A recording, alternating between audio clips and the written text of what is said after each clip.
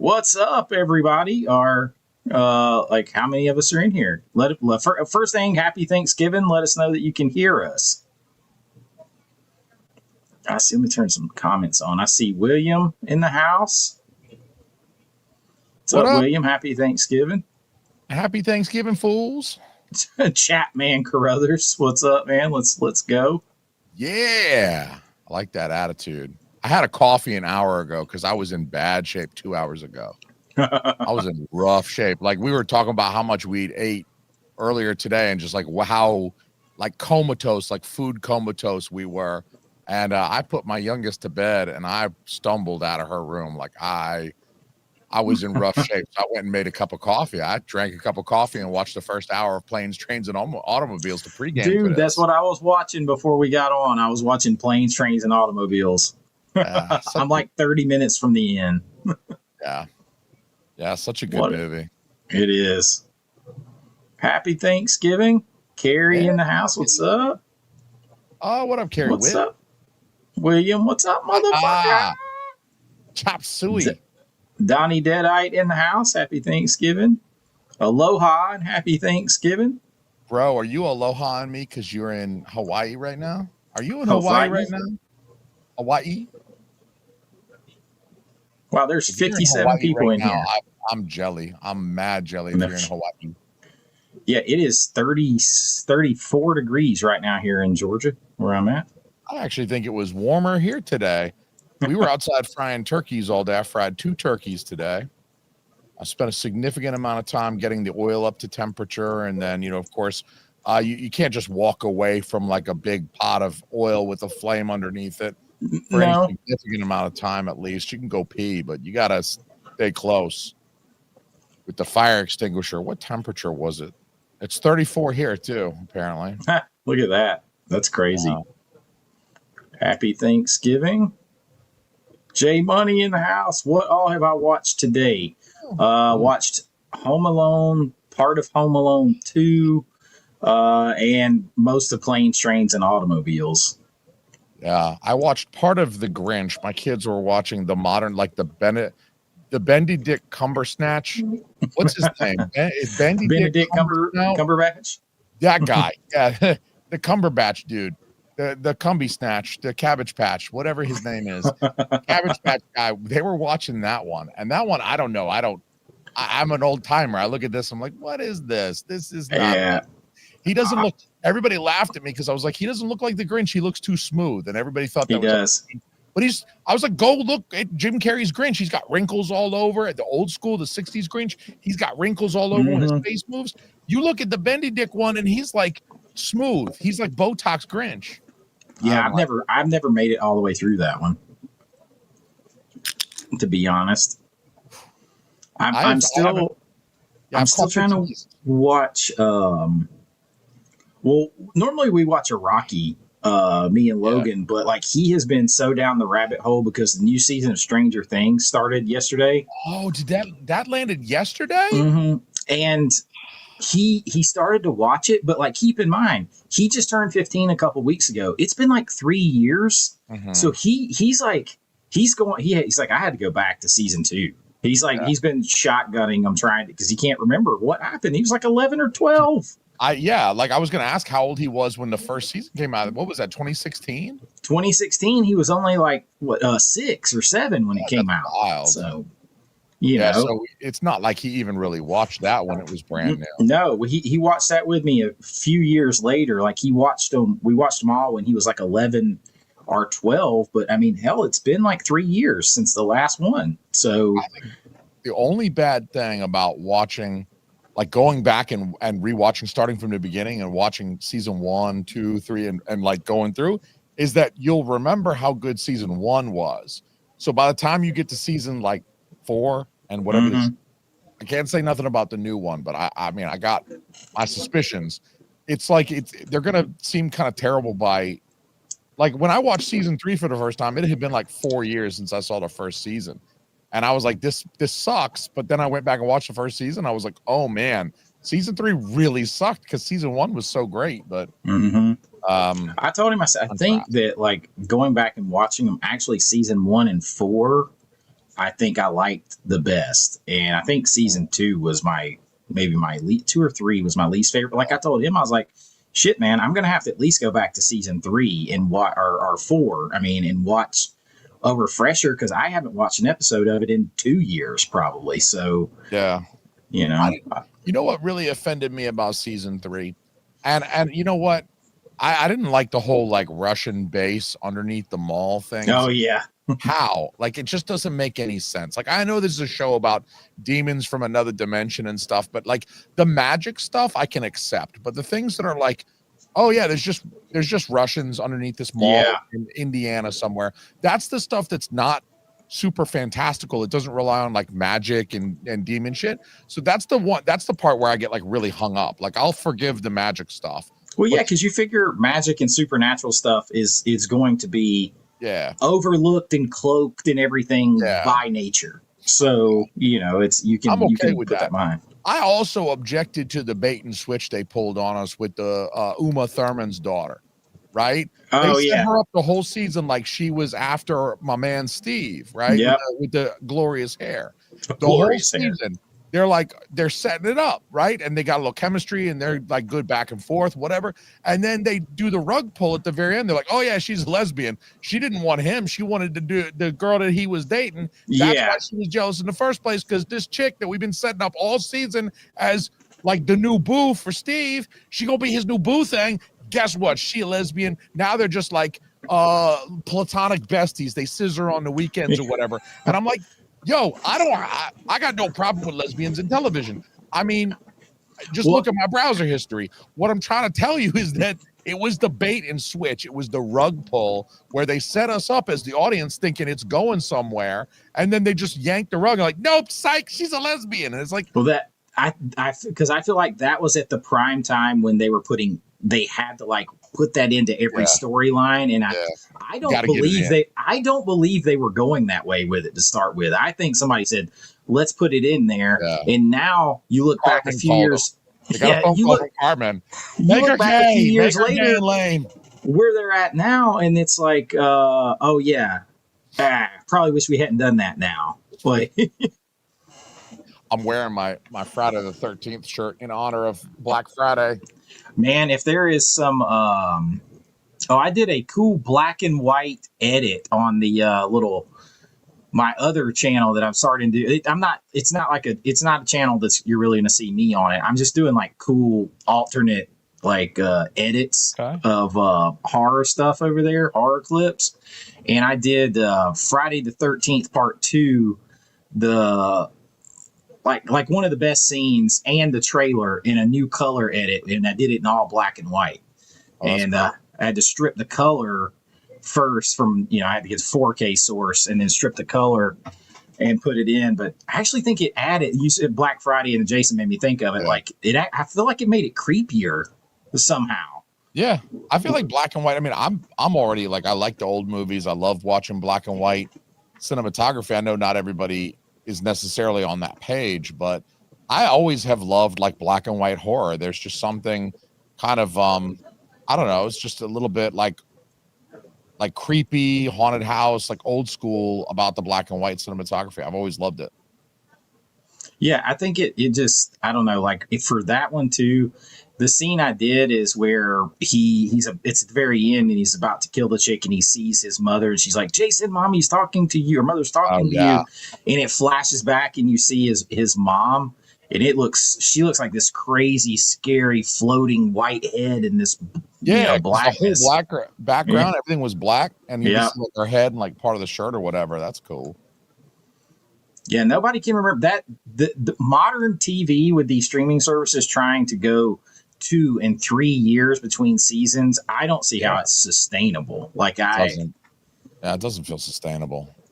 Like, don't tell me that you can't, that it's the workload makes it impossible either, because they used to do forever 22, 23 episodes of every show, even like hour-long dramas. And then they would only have like from late May to September off, and they'd be right back up again. So you could do 8 episodes every year. Don't tell me you can't. That's what I'm saying. And the whole, I mean, I think Sopranos ruined it, right? Because if you think pre-Sopranos, every television season was, like you said, 22 to 24 episodes long. It was a whole different format. Then Sopranos comes out and they're like, we're going to do 10 episode seasons. It'll be a little bit more tight. And we're going to film the thing like it's a movie. We're just going to basically do 10 short movies that are like an hour long each. And that's your season. We'll make a little arc just like a normal season, but this is it. And it just became like it hit. Like, I mean, I love Sopranos, so I'm not talking shit, but that model instantly, because of how both popular and well received critically Sopranos was, I think after that, it was like, this is the new model. We're going to make really high quality prestige shows. You get things like Breaking Bad and other stuff that followed Sopranos afterward.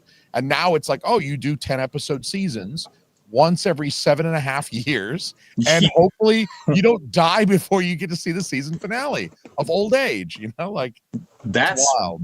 That is 100%. Because like these kids are friggin' grown. Millie Bobby Brown is married and all this kind of stuff already. Yeah, like what are you doing? Like she's a MILF by the last season. She was a child in season 1, and now she's a MILF. Right. I don't get it. I don't get it at all. She's Stifler's mom now. Like yes. Like she was 9 in the first season, and now it's like she's Stifler's mom. Like you saw that video I saw I sent you too, where she's like going straight up like OnlyFans almost, like you know, she knows. Yeah. That was it. Must have been cold in that room. Is all I'm saying. That room must have had the air conditioning on because she was not wearing a bra, people. That's what I'm trying to say. No, and she kept like coming up and leaning into the camera. It was obvious. And then moving back and turning around and, you know, sticking her butt out. Like, come on. Honestly, like, I don't know, like the whole Millie Bobby Brown, like in particular, maybe a little bit like the Stranger Things cast in general, but definitely her in particular makes me really feel like that, like the idea of like putting a young person, 10 years old or something like that, especially a girl, where there's like creepy people out there in the world. You know, there's people who, you know, they might enjoy watching this type of thing in a way that they shouldn't. They need to be on a list somewhere, or better yet, let's just launch them into the sun. But I feel like maybe it's not necessarily good for the person. Like it's not good for Millie Bobby Brown to be 12 years old and to be like the hottest shit in like all of England or wherever she's from. You know, like I don't know, man. I don't think that would have been good for me. Like, I'm already an asshole. If you'd made me famous at 12 and everyone was kissing my ass and telling me I was awesome, I would not be even remotely a good human being. Oh, yeah. I mean, it would definitely have a negative effect on most people. I saw somebody say, or William said COVID slowed stuff. I don't think we can. It was starting to happen before that already. And I mean, at this point, I mean, you've had, like they've made, this is the second or season since COVID, since the pandemic. So like waiting 2.5 years between like season 4 and season 5 had nothing to do. Like they're just milking it because they know there are some people that as soon as this is over, they're going to cancel Netflix. Like I'm telling you, like, I mean, I know firsthand from the guys from Cobra Kai that told me they were stretching that out. They broke up the last season in multiple pieces too, because a lot of people will just sign up, watch that, and then cancel. And then they're trying to keep them on there for as long as they can. And it's like, you know, I get that. I mean, I don't know. Like when Netflix first, like you're old enough to remember. Some of the people watching, like, younger people might not remember because they just kind of had Netflix from jump. But like you remember getting Netflix streaming and their original shows, you know, like when Netflix was really just kind of more like a digital blockbuster and they really didn't have anything original in the beginning. It was just like, hey, here's all 8 seasons of Cheers and Frasier. And it was like everything was just dumped. You had everything. You had all 11 seasons of The Office or whatever. And people would binge that shit. And Netflix was like, whoa, like this is a good business model. What up, Brian? What's up, Brian? What up? You let me in fast. Sorry. I didn't mean to. I was like, I had it on there. And yeah, no, I was just expecting to wait here an extra minute or something. What's up, guys? What up, Jay? How you doing? Happy Thanksgiving, bro. Happy Thanksgiving to both of you. Yeah, man. Did you Thanksgiving. Spend some time with fam today? Nah. Oh, man. No, I didn't get to go home. You son of a bitch. Oh man, I thought you were going home. Yeah, I thought I was too. That's a long story. Yeah. Yeah. You get on a plane and fly out here next time, dog. Yeah, dude. Well, as long as you get in line for food before Logan, you'll be all right. Oh, I saw the picture of his plate, and I was like, Jesus. That was his first 2 plates. He went back for 2 more just like it. I can't even. I'm still thinking about the one plate I ate. He ate 3 whole sweet potatoes with all that. 3 whole sweet potatoes. Oh, how, dude? Are you raising a sumo wrestler? With the dude, he's lost 6 pounds in the last month. Like, that's wild. That's crazy, bro. That is crazy. I'm so jealous of that fact right there. I'm not even gonna lie. I'm like, dude's eating 6,000 calories a day, dropping some weight. Like, what? That's insane. Basement Blues, what up, dog? Basement Blues in the house. Tony. There's Blockbuster Box. Mike's in the house. Tony from Basement Blues is the reason I got all the James Bond movies, because he was the first person I saw with all the slips. I didn't know they were going to come with slips, and as soon as I saw it, I was like, "Damn it, Tony!" So I think those slips are handsome too, and at that price, when you're getting for $13 each, yeah. I mean, $13 for a slipped 4K is a very nice deal. That trickled down because after he said, and then you showed me.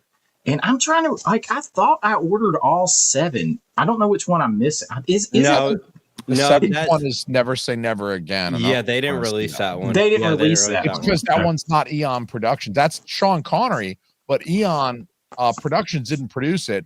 The Broccoli family was super pissed about it. Yeah, that was like a separate that as a big FU to them. And the whole thing is like, it's a whole beef. They don't even recognize that movie. No, they don't. Okay. The song slaps, dude. I was like, I know he did 7. I'm like, I always thought it was Canon Films. For some reason, I thought it was like it's like the Canon Films. It's a Superman 4 of the. I also picked these up. This came highly recommended. Everybody says this is another Connery film, Outland. I've never seen that or heard of it, really. I had never heard. I'm gonna be honest. I never heard of it either. But man, like, I watched the trailer. Yeah, it looks really good. And I mean, I've seen Red Planet, but like I got these for what was it? One of them was $21.99 and one of them was $17.99. This was $17.99. Damn, $17.99. Mm-hmm. Damn, on Amazon. Yeah. The only real I did good for getting In the Mouth of Madness for $28. The only real Black Friday stuff I did was the Connery bonds. That was really it. I agree, Kerry. There's no good reason for 2 to 3 years between episodes for sweet seasons of a show. Yeah. That's just, honestly, I think that's just like they have an issue too with television, where oftentimes, and you've seen this throughout history of TV, where like the show gets popular, some of the actors get popular, and they want to branch out and go do movies and stuff like that. And I think, the way some of these prestige shows from The Sopranos on, historically, the way they've gotten some of these bigger actors to come in and sign on is by saying, you're going to have freedom in between seasons. Like, you're going to shoot a scene. It'll be just like a movie. It'll be just like a motion picture in their schedule. But it's all in-house. It's all in-house, because you look at Millie Bobby Brown. Well, for her, it is all in-house. Everything she's done is for Netflix. Same with everything. Who's the black kid? I don't know his name. He's only done stuff for Netflix too. I've seen, was it Finn Wolf? He was in Ghostbusters, so he kind of branched off. Grandma loves her dogs. Yeah. Go dogs. Go dogs. Beat the rush. Hate tech early. They play tomorrow now. That was, I meant to share with you guys that they did, because Stranger Things dropped last night. The University of Georgia media staff did a Stranger Things edit. That was the coolest thing, man. That was the coolest thing. That was pretty cool. For some reason, though, when you like reshare their reel, it doesn't play the copyrighted music, like, because it plays the Kate Bush song on their edit. Yeah. But when you reshare the reel, it takes the Kate Bush part out, which is weird. That's weird. Music rights are some shit. Music rights are like a whole other. Yeah. It's a total pain in the. I do have a plumber on speed dial. My mom owns a plumbing company. Good thing, because That's funny. He's got a fleet of plumbers on speed dial. Good Lord, man. I'll just say this. We go through some toilet paper around here. With your son, 6,000 calories, I believe it. Dude. You got to get that boy a bidet for Christmas. You know what I'm saying? Just put a I need to get bidet that on for that myself. Talk about a treat. Just build him an outhouse in the backyard, you know? Yeah. Have you ever seen the reel His of bidet is an old garden hose. was it Josh Brolin talking about the first time he used the bidet toilet? And dude, it is the funniest thing. He's like, man, it was like I got up and that seat gave me a nice warm attaboy and a hug and everything. Hilarious. Dude, he is hilarious talking. He's like, I have to have one of these. My problem with the bidet has always been like, you're going to squirt your asshole with water, which I think is excellent, right? That's a great idea. Wash that thing off. I'm 100% for washing your butthole.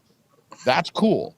The problem is you're not going to get blasted with a super soaker right on your starfish and then pull your underwear and pants back up and go squashing about your day. You got to dry that thing off, right? Am I the only one who feels like you got to make sure that thing's dry too before you pull them huggies up? That's why you got to get one of those Japanese toilets that'll like blow dry. Blow dry. Otherwise, the problem is you got to get your butthole dry after having it washed. But have you ever tried to use toilet paper to dry something? It's just going to tear apart. You're going to have toilet paper all in your crack because you tried to dry with toilet paper. So what do? Do you have a butthole rag where it's just a towel that you use like just for your butt? Because it's not like you're going to use it on your face after that, right? It's an odd thing, but I have thought about this exact same thing. So I've thought about this a lot. Like you need a dedicated, like a brown towel that's just for drying your butthole after the bidet, and you never use it for anything else. You wash it like every 24 hours, like single use only. Even if your butthole's clean, I'm saying like if you got that towel in your butthole, I don't want to come into the bathroom and touch that thing by accident. You know what I'm saying? Yeah. Next time you come to the house and you see a towel. While I'm eating, Jason, thank you. Yes. I didn't know you were eating. I'm sorry. What are you having? Some leftover like mac and cheese stuff from the other day. Is it the apple pie flavored mac and cheese? Man, I cannot find that anywhere. I'm so glad you can't find that. I'm sorry for you, but that made me irrationally angry the other day when you showed me that shit. I was like, no. It's real too.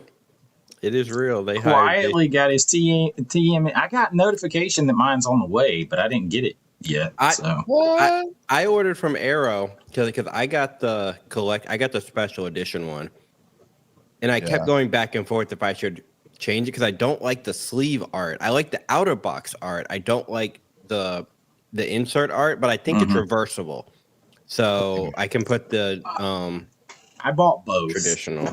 I did buy. I bought both on this one. I'm not gonna lie. I bought both.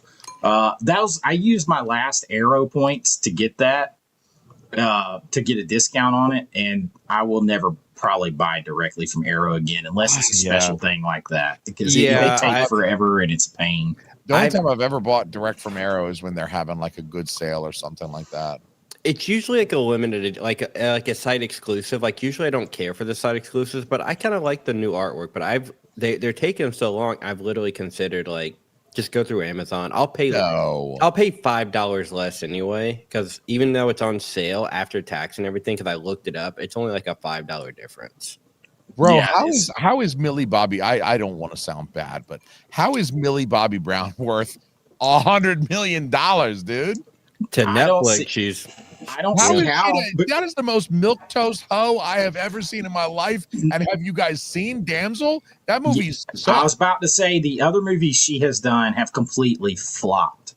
And she's gotten the knock now of being hard to work with because she got angry with Henry Cavill for saying that he didn't think it was appropriate for them to hang out and be friends like the way she was wanting to. So she drug him through the mud, and then now she's tried to drag David Harbour through the mud. I thought it was so funny reading her complaints, and among the complaints is she said he was bullying her because she had wrote on the dry erase board be there or be there, and she spelled it THEIR, and he circled it and said and spelled it correctly with a smiley face, and she's like, that's bullying or whatever. And I'm like, that's called English class. Yeah. I heard recently that she was like on some red carpet event and a photographer told her to smile. So she like she drank his milkshake or some shit like that. I didn't see any of it, but I was like seeing shit on Twitter where like every other woman in the world is like, yes, queen, like don't let some man tell you to smile. But I'm like, how offensive is that really? Like, I'm actually like, I'm sorry if there are women in the audience tonight that are like, oh, I hate when a man tells me to smile. But like, look, how bad is it really? How bad is it really? Is it like, is it like on the level of me saying Merry Christmas to a crowd of people and one of them happens to be Jewish? Or is it like me saying Heil Hitler to a crowd of people and one of them happens to be Jewish? Like on a scale of like Merry Christmas to Heil Hitler, how bad is it to say, oh, hey, smile. I'm a photographer. My job is taking pictures of you for TMZ. I just need you to freaking look at me for 1 second so I can get a usable photo of you. Like all I did was ask you politely to smile, okay? Don't talk to me about how this reinforces the patriarchy and rape culture, okay? I just asked a girl to smile. It kills me. Tell us how you feel, Jason. Yeah. I'm right there with you. It's like, why is that a power moment, a queen moment? Like, I don't queen moment. Like she just told this man, like, don't you tell me to smile. Don't you tell me what to do. I'm Millie Bobby Brown.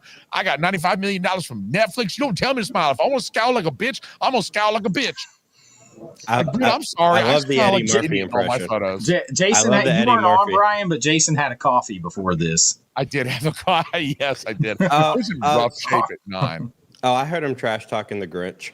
Dude, I was in rough shape. Harley Shellhammer, what's up, man? Harley's been in some movies with me. You were on hold for Stranger Things. Damn, it would have been fun to just be on that set, just to say you did it. Yeah. I've only made it through season 1. Season 2 lost me, and I just never. Season 1 is the only one worth watching, and I'm gonna say it publicly. You should have heard Logan from the other room when he re-experienced, now that he's old enough and remembering it. Re-experienced the part where Sean Astin, I think it's season, I can't remember if it's 2 or 3. Sean Astin sacrifices himself for all them. I hated that because I saw that shit coming like 4 episodes earlier. I'm like, he's in the other room though. He's like, no. I was like, you didn't see that coming? He's like, yes, but it's sad and horrible. Yeah. I was mad. Honestly, at that point, I was like, just kill him. I was like, I'm angry with y'all for like.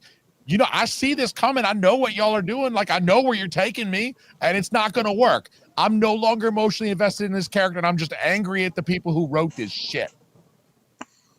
I just want to fight somebody on I think you're angry at your barista right now. Rest in peace, Udo Kier. Yes, that was. Yeah. I'm dying on the blood of these whores.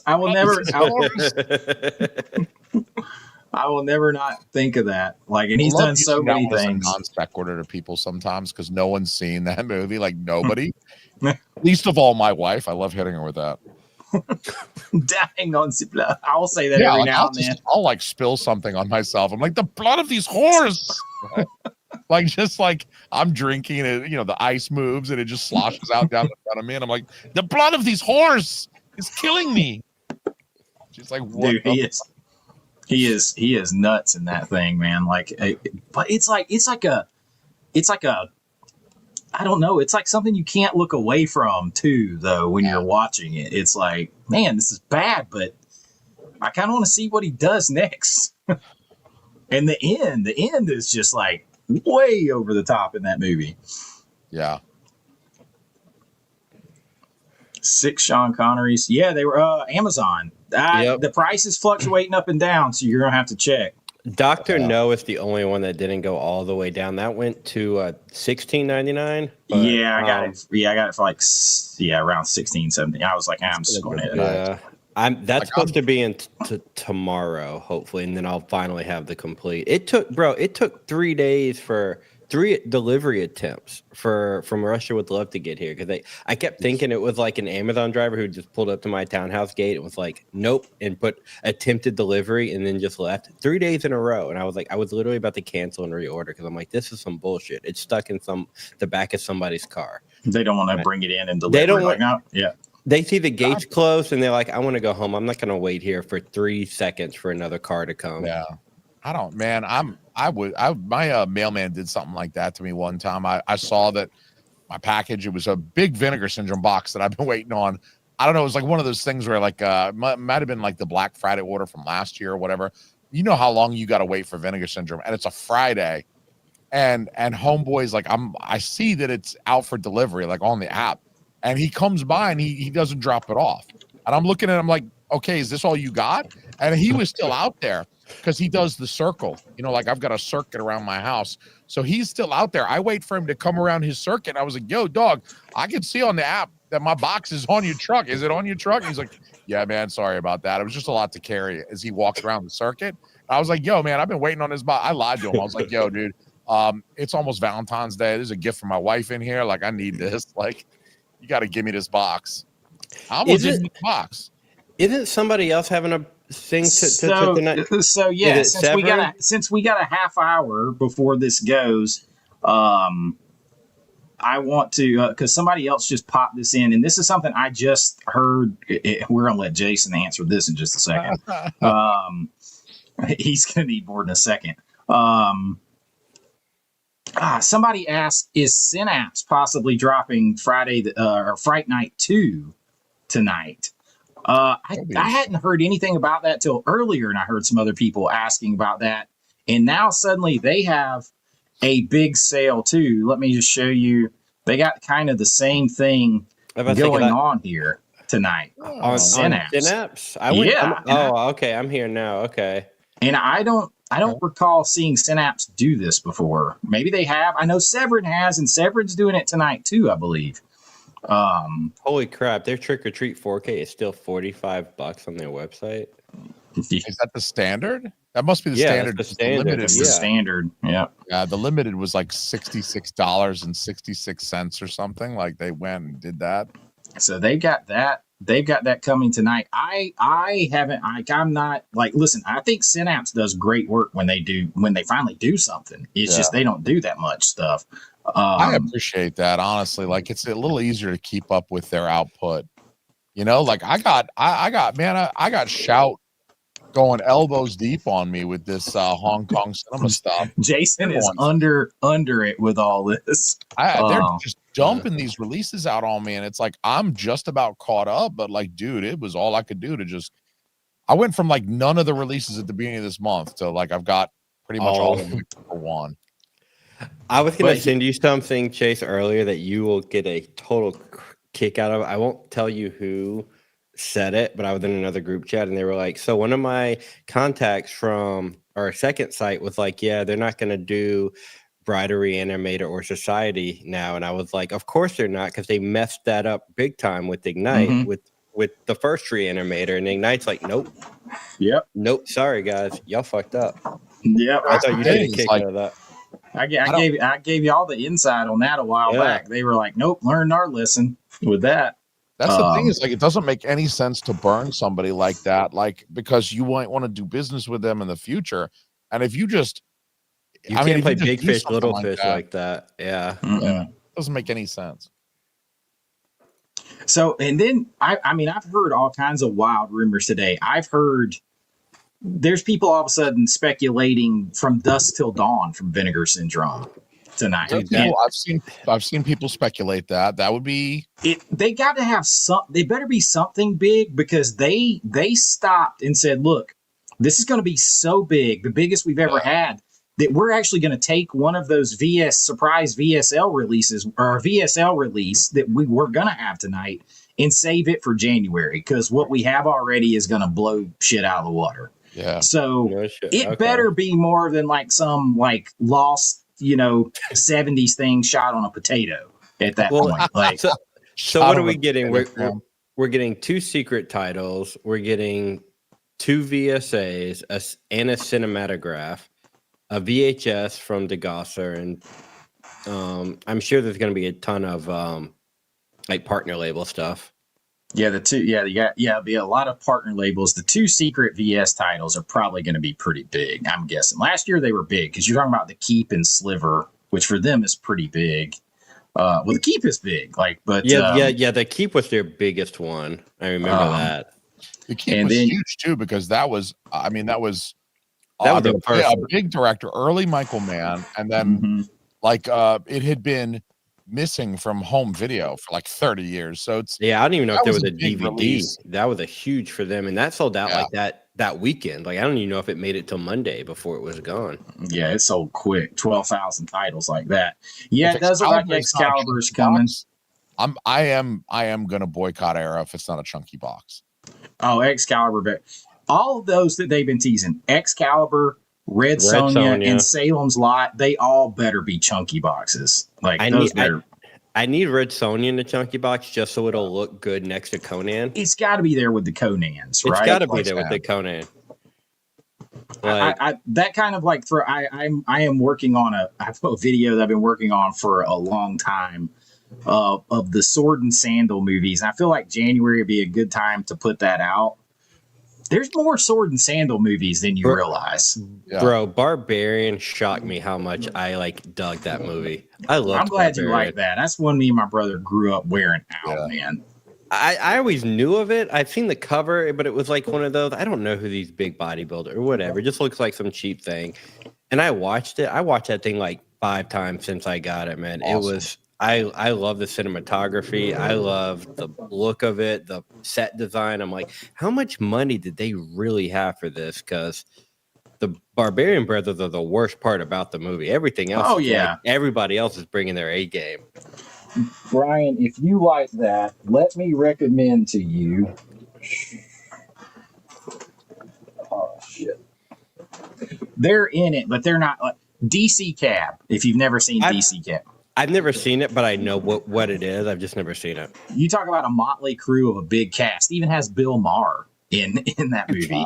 Wow. From back, but it's a Joel Schumacher directed it.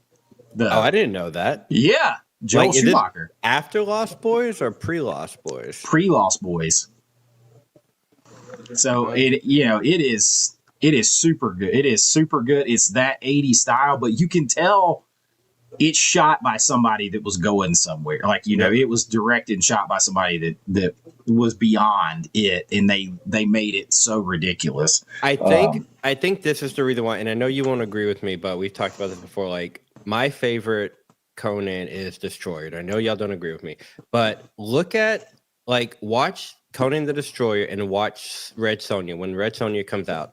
Same director, same writer, same cast, same everything. Different cinematographer. That cinematographer was there's a whole documentary about that cinematographer. He was up there back in the day.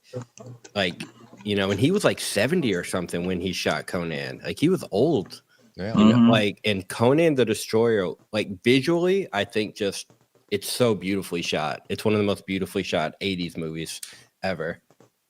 I do love Conan the Destroyer. Why is it Reanimator? Reanimator is not on Second Sight's website. I don't know. Maybe they had to.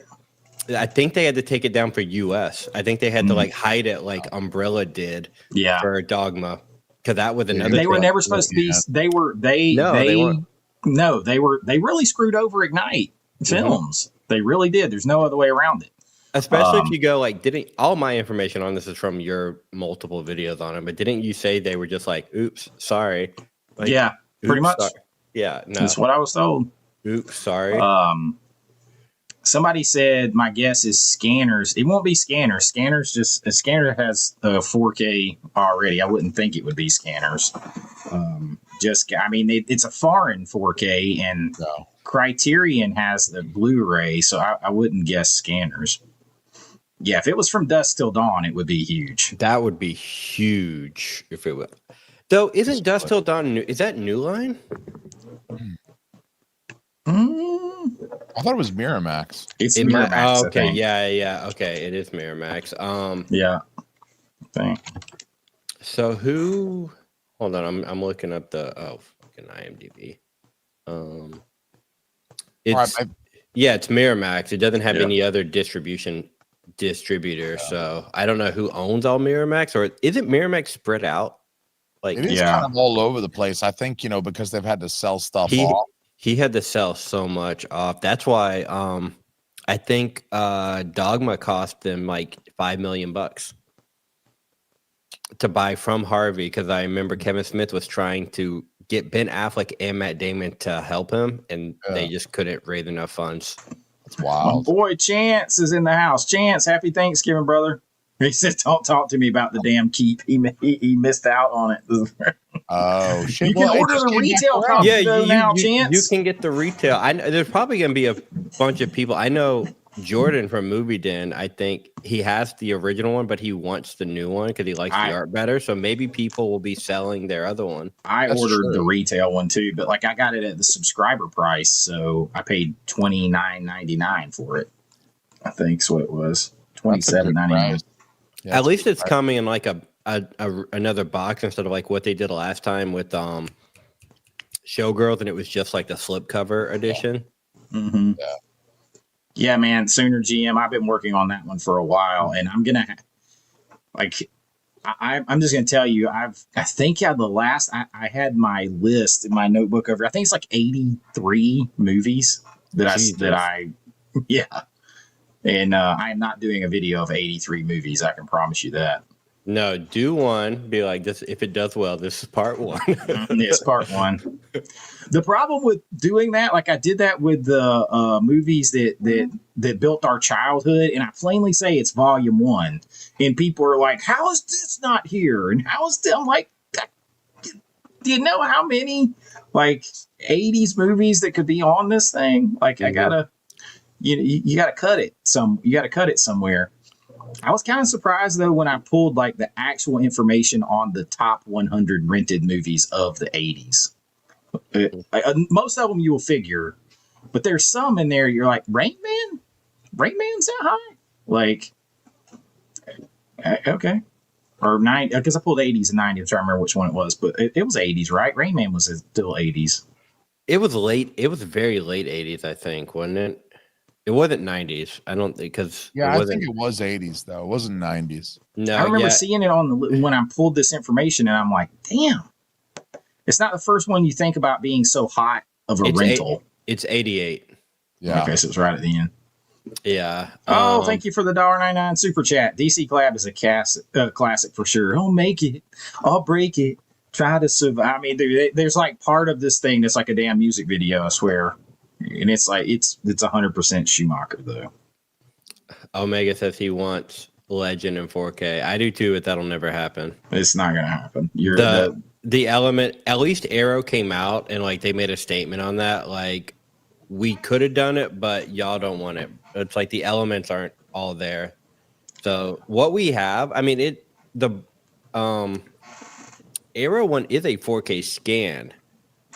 Even the director's cut, which is not, I guess, a 4K. I think it is a 4K scan. They just didn't put it on or whatever. But I watched them side by side, and to me, they looked the same, like quality wise. So they did a great job with both of them. I think they did a good job. Wayne, I watched The Breakfast Club and 4K, and I'll be honest, even though it's a Blu-ray and there's a 4K out there, I watched Election because I just hadn't seen it in a long time. So yeah. Now that would be cool. If Manhunter was announced, that'd be huge. People have been waiting for that one for a long time.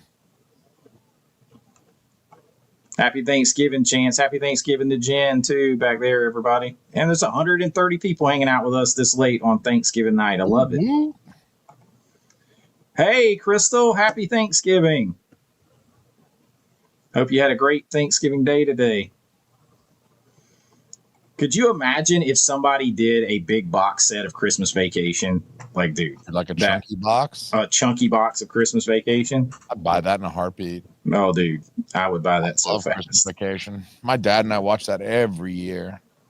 That's a big... I watch that movie so many times. Like, I'm a huge fan.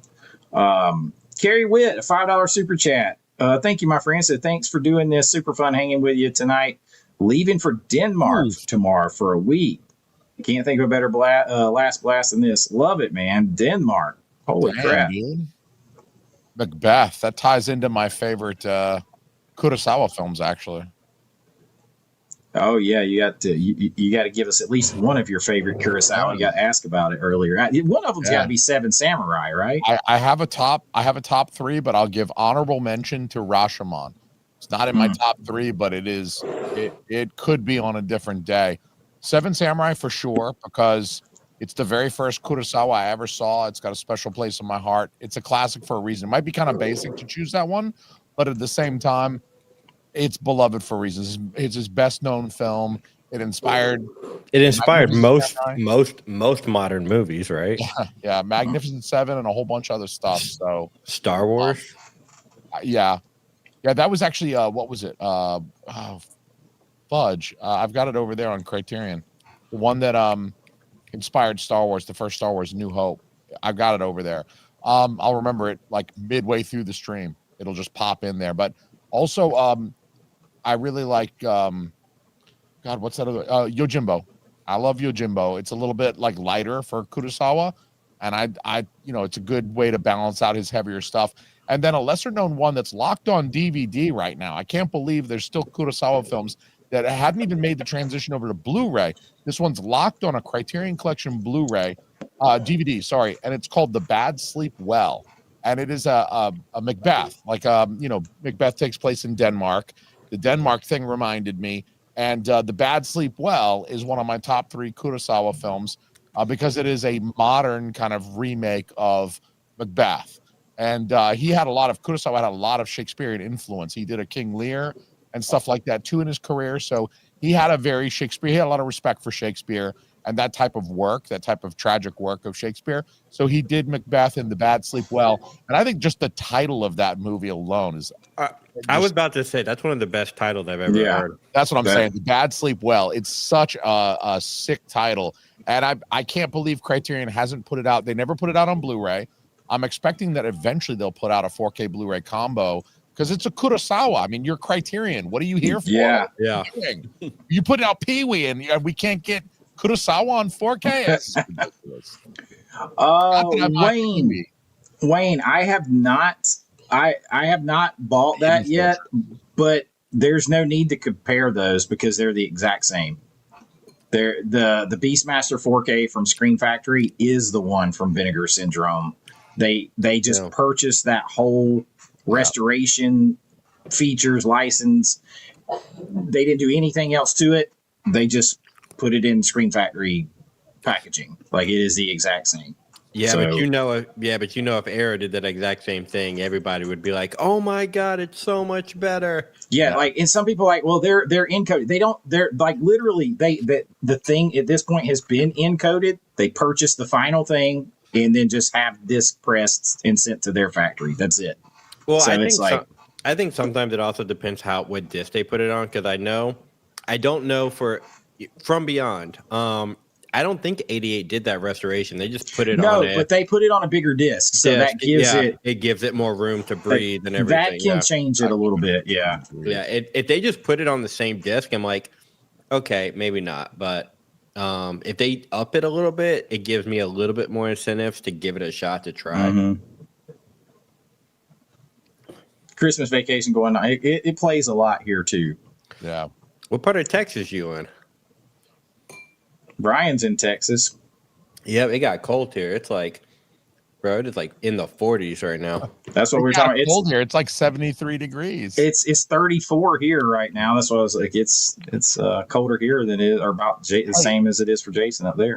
I took the kids. Me and the wife took the kids to see They have this farm that sets up these incredible Christmas lights. It's incredible, and there's like a 1 mile track that you like walk through the woods at this farm, and the Christmas lights are incredible. We took our girls to go check them out for the first time. They'd never seen them before on Sunday, just this past Sunday. And it snowed on us like hard while we were out walking a mile. Yeah. So we've already got snow this year. Not a ton, but it didn't accumulate a ton, but it snowed hard while we were walking a mile. And my kids were like running around with no hats on, and they were like getting soaked, but they were having fun with their friends, like running up and down. And it was seeing the snow fall is my favorite thing anyway. Yeah. To be honest, I mean, I like just seeing it fall is is so much fun. What I love is when it falls at night. I love it when it's nighttime. Yeah. I already That love is cool. like night for me. Nighttime is the right time. I love when everyone's asleep in my house and I'm awake because it's quiet. I can do what I want. I can drink a beer and I can watch whatever I want, and everything's just cool. But I love it when it's like snowing. It's like January and it's snowing, and I can just like sit there and like watch the snowfall. And I live in kind of a small town. Brian knows. There's like, it's a bit kind of a busy road in front of my house, but like at night, there's nobody. And Bro, so you live off the main, like basically highway over there. You live off Main Street, yeah. It is Main Street, yeah. And so during the day, there's like a lot of cars that just drive through my town as they're going wherever they're going. But at night, it's tumbleweeds. It's like a ghost town, and I love it. Crystal says she's from Beaumont. I'm from Beaumont. I'm supposed to be in Beaumont right now. Oh, look at that. Yeah, I went to Westbrook High School. I'm very aware of Beaumont. 20 years of my life there. It's probably not a good time for me to read this quote right after you just said that now. She's got a great ass, and you got your head straight up, all the way up it. Chance. Okay, Ken. He does play that clip all the time, doesn't he? Yeah. He plays that clip like every live stream. I don't know, but you can't see the line, can you? Can't see the line, can you, Russ? Let's see. 2 hours east of Houston. Yeah, Georgia weather is crazy. It can be it's about like if you look at the long range forecast now, we're basically gonna over the next 2 weeks it's gonna top out like 47 to 56 during the day and like 28 to 37 at nighttime is basically what it's gonna look like. So do you guys think that whatever Vinegar Syndrome is about to drop is going to sell out like the Keep did over the course of the Black Friday weekend? Or do you think they're going to... I think it depends what it is. I think it depends what it is. If it's as big as they're making it out to be, like it might. Yeah. Feels like last year is a big one to kind of live up to because they had... they had some big. They sold 12,000 copies of the Keep in a single weekend. I mean, from Black Friday to Sunday, that was pretty incredible. Me too. Basement blues. I the older I get, actually, the less tolerance for the hot weather I have, which is I hate the heat. I hate the heat with a passion. I mean, as long as we're expressing our preferences, I love 75 degrees to 80 degrees. I mean, it's. Yeah, that's fine. Why not be in the middle somewhere comfortable, Do y'all think Vinegar Syndrome, whatever this is, will do more units than they did last year, anticipating from what happened last year? Or that'll be interesting to see. That's interesting because they did 12,000 of the Keep, right? What is the most they've ever done? I think 12,000 is the 12,000's highest. 12,000's got to be about the highest I've seen. Yeah. So let me ask you guys this. You might not, I might not know this. You guys might know the answer to this question, but I understand like, their contract usually involves, there's a number that they agree to for the limited edition. And that's why it's not unlimited. It's not just like, we'll press however many of these sell and then some extra and be cool and just everybody gets one. It's like there's 12,000 and it sucks to be you, nerd, if you're not one of the first 12,000 people. But, why, other than just like, this is how many we think we'll sell, why is 12,000 the number instead of 14,000 or 16,000 or 20,000? I mean, is there any prohibition besides just like, we don't think we'll sell 20,000 of whatever the movie is that would impel them or compel them to do 12,000? See, I think it's that. I think they're bigger. They're one of the few places that is growing now, like seriously growing. I think that what holds them down more than anything, because I think they're licensing a time frame. Like, I think they're either buying licenses outright or they're licensing a time frame so they can make as many as they want to. But I don't think they have the money to do that. So they're like, what's the juice is worth the squeeze? Like, we want to sell these out and we want to make money, but we don't want to sit on them and eat them for the next 3 years either. Yeah. But I also don't think they're paying a lot for their titles. So like some of this, but like they'll be like, okay, we're going to do like 3 big projects, and the rest are like these much smaller films that they probably Hong get Kong for like stuff. Yeah. Oh, for sure. Like I know for sure there's some of them that they have bought outright for like $1,500. yeah, that's Like That's kind of the VS model, though, right? I mean, they kind of began as like the company that's going to take these movies that you've never heard of, that are like softcore and in some cases even hardcore, and it's like they can get the license for peanuts. They'll restore them, and there's actually a huge audience or like user base of people like us who are like, oh, I'll buy some schlock I've never heard of. Yeah, and boobs and violence. Yeah, and you run up on some good stuff. Chances in here, and I talk about Haunted Ween all the time. Like it was shot, it's regional, it's silly horror, but you can tell it wasn't like they were trying to really do it. So there's moments in there of pure, beautiful, high-end cinematography, high-end scares, like stuff that's like way above its station or whatever. And so it makes the film even more endearing because they were trying, they were just limited by what they had. They weren't limited by ability. They were limited by what they had. And so I like running up on those movies. So when they restore stuff like that, yes, give it to me, please. But like I know that they've bought some other what you consider bigger titles for like $20,000, $40,000, just bought them outright. But people don't realize that's still cheap. When you look at like that's still that's nothing. That's definitely cheap. Yeah, because they're doing all their restoration in house. You got to think like if you buy it for $40,000 and you put another $60,000 in it, restoration time, all that stuff, you got $100,000 in it. Now start thinking about how many copies of it you got to sell before you even get back to profit. Even if you make it in 4K and it's $40 a piece, you've got to sell 3,000 copies before you get back to profit. And a lot of these, they only will run for 6,000 or 8,000 copies. But the one thing about Vinegar Syndrome too is they're spending money in other places that people aren't. Like their slip cover quality is better than everybody else. They're not just doing thin paper, cheap, like Shout and Kino, or studios. Like giving you the Blu-ray. They're giving you the Blu-ray. They're paying artists. I'm assuming they're paying the artists because their artwork is usually pretty good. The artwork is quite good. I don't know if I agree with that completely. They have a lot of titles that sit. They do have a lot of titles that sit. Yeah, I even got Chuck Norris in a VSU that's been there for years. Sidekick's still sitting there. I was going to mention Six String Samurai. It took them forever to sell out of that. And then Sidekicks it'll be $20 tonight, guys. I mean, Sidekicks isn't moving. The Denzel movie, Virtuosity, that's not moving. I need to get that. I actually watched that on I was in a hotel traveling and it came on and I watched it on cable TV and I was like, this is actually pretty good. So I'm depending on how much it is, I may grab it. It's a great 4K, but they have a lot of VSUs even that are setting, and it took them a long time to sell out the rest of Beastmaster. Even the standard copies with no slips, but it still took a while. So I don't know. Some stuff does sit. Severance is up now. Oh, they jumped the gun. Yep. Student Confident. Is this? I can't tell if these are new. Yeah. Yes, I saw it in the chat. Omega posted it, so Severin is up.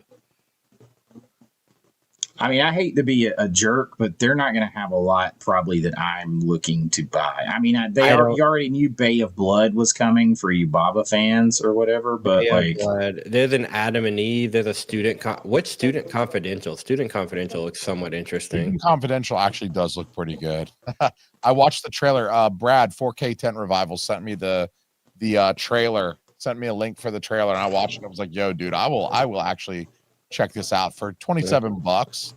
It's a world. It says worldwide Blu-ray premiere. Yep. Includes a director cut too. 5 hours of special features. Holy shit! Yeah, I mean, you can't complain about that. It actually did look. I'll send you the trailer, man. And it looks pretty silly, but I don't know. It's good. It's an 80s movie. Yeah, no, I'm flipping through the pictures and I'm not seeing it.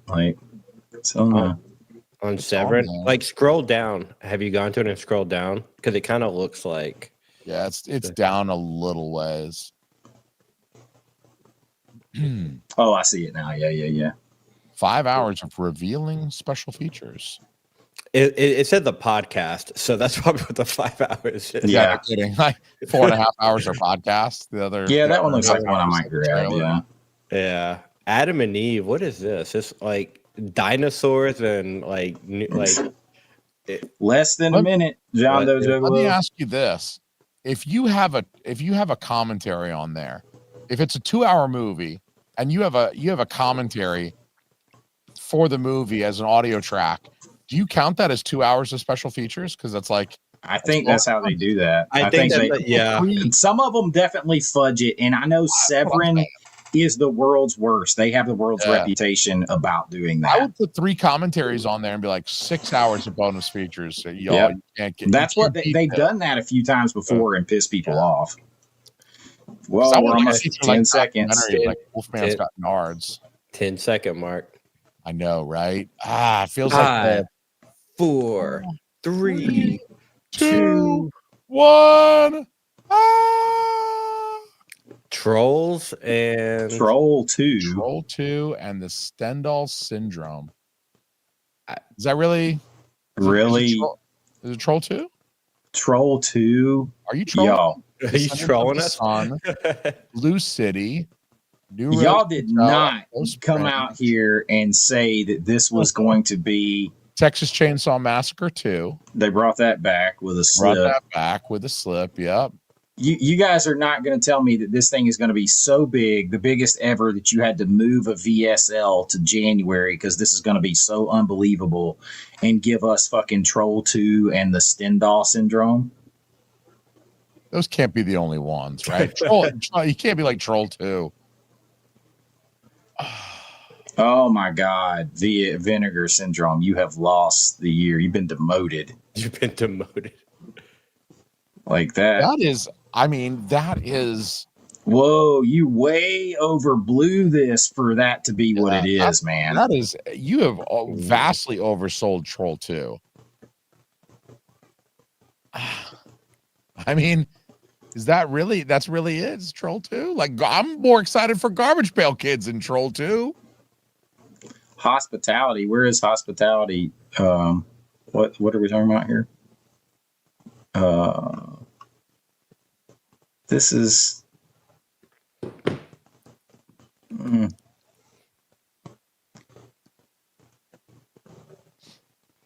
Is who not aware this is live now? We're on it. What are you talking about? Yeah, we're talking about it right here. I'm not going. He's probably talking about somebody in the comments. Okay. Yeah, he's talking to somebody in the comments, undoubtedly. Oh, it's a line from Troll 2.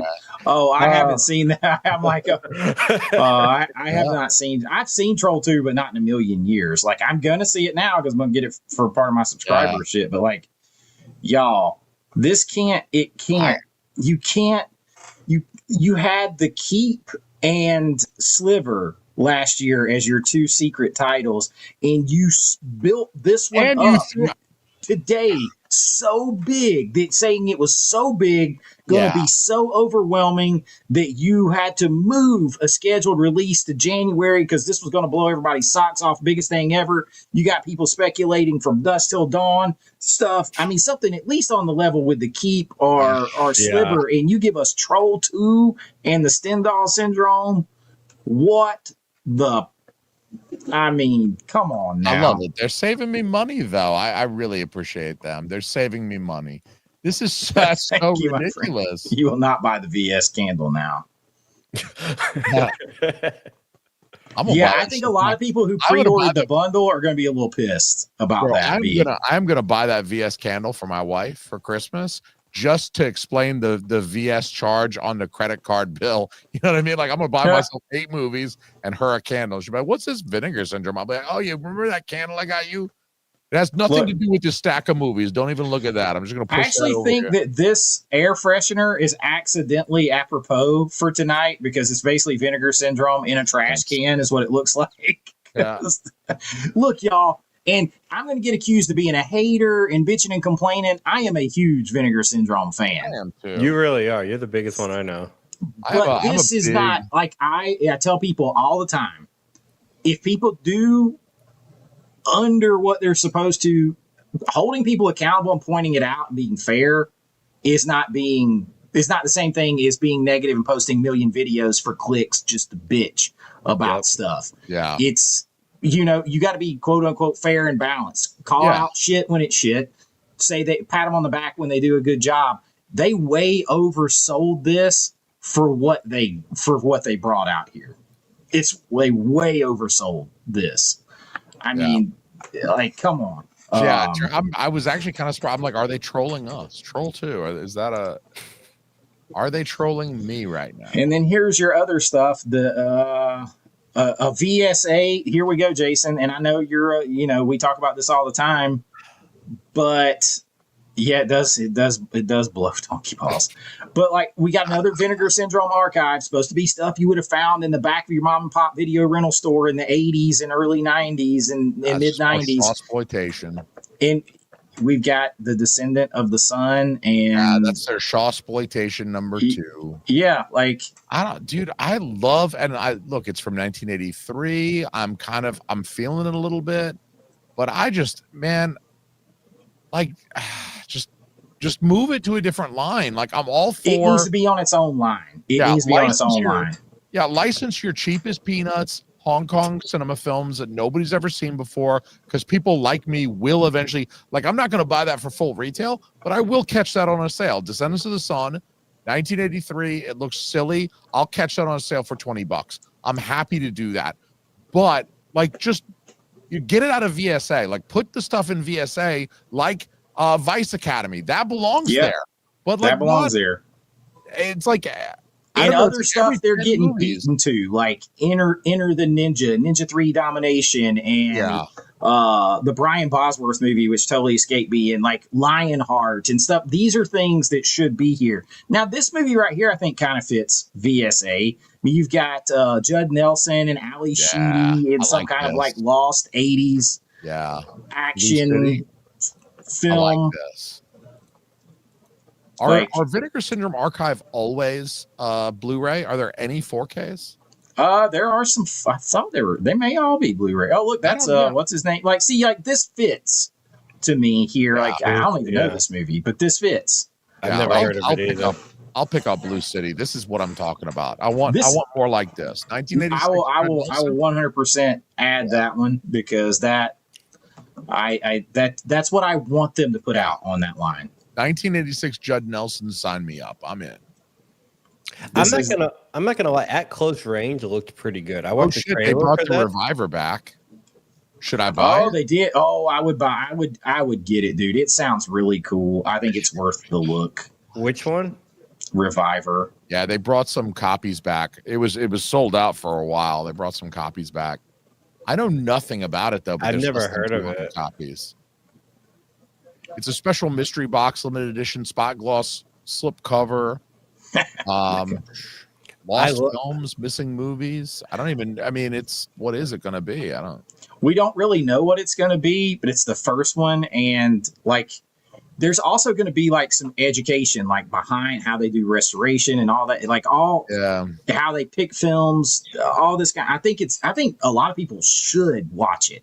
Like, especially people who talk about this shit on YouTube for a living. Like, you might want to watch some of this and kind of figure out some things that you need to know.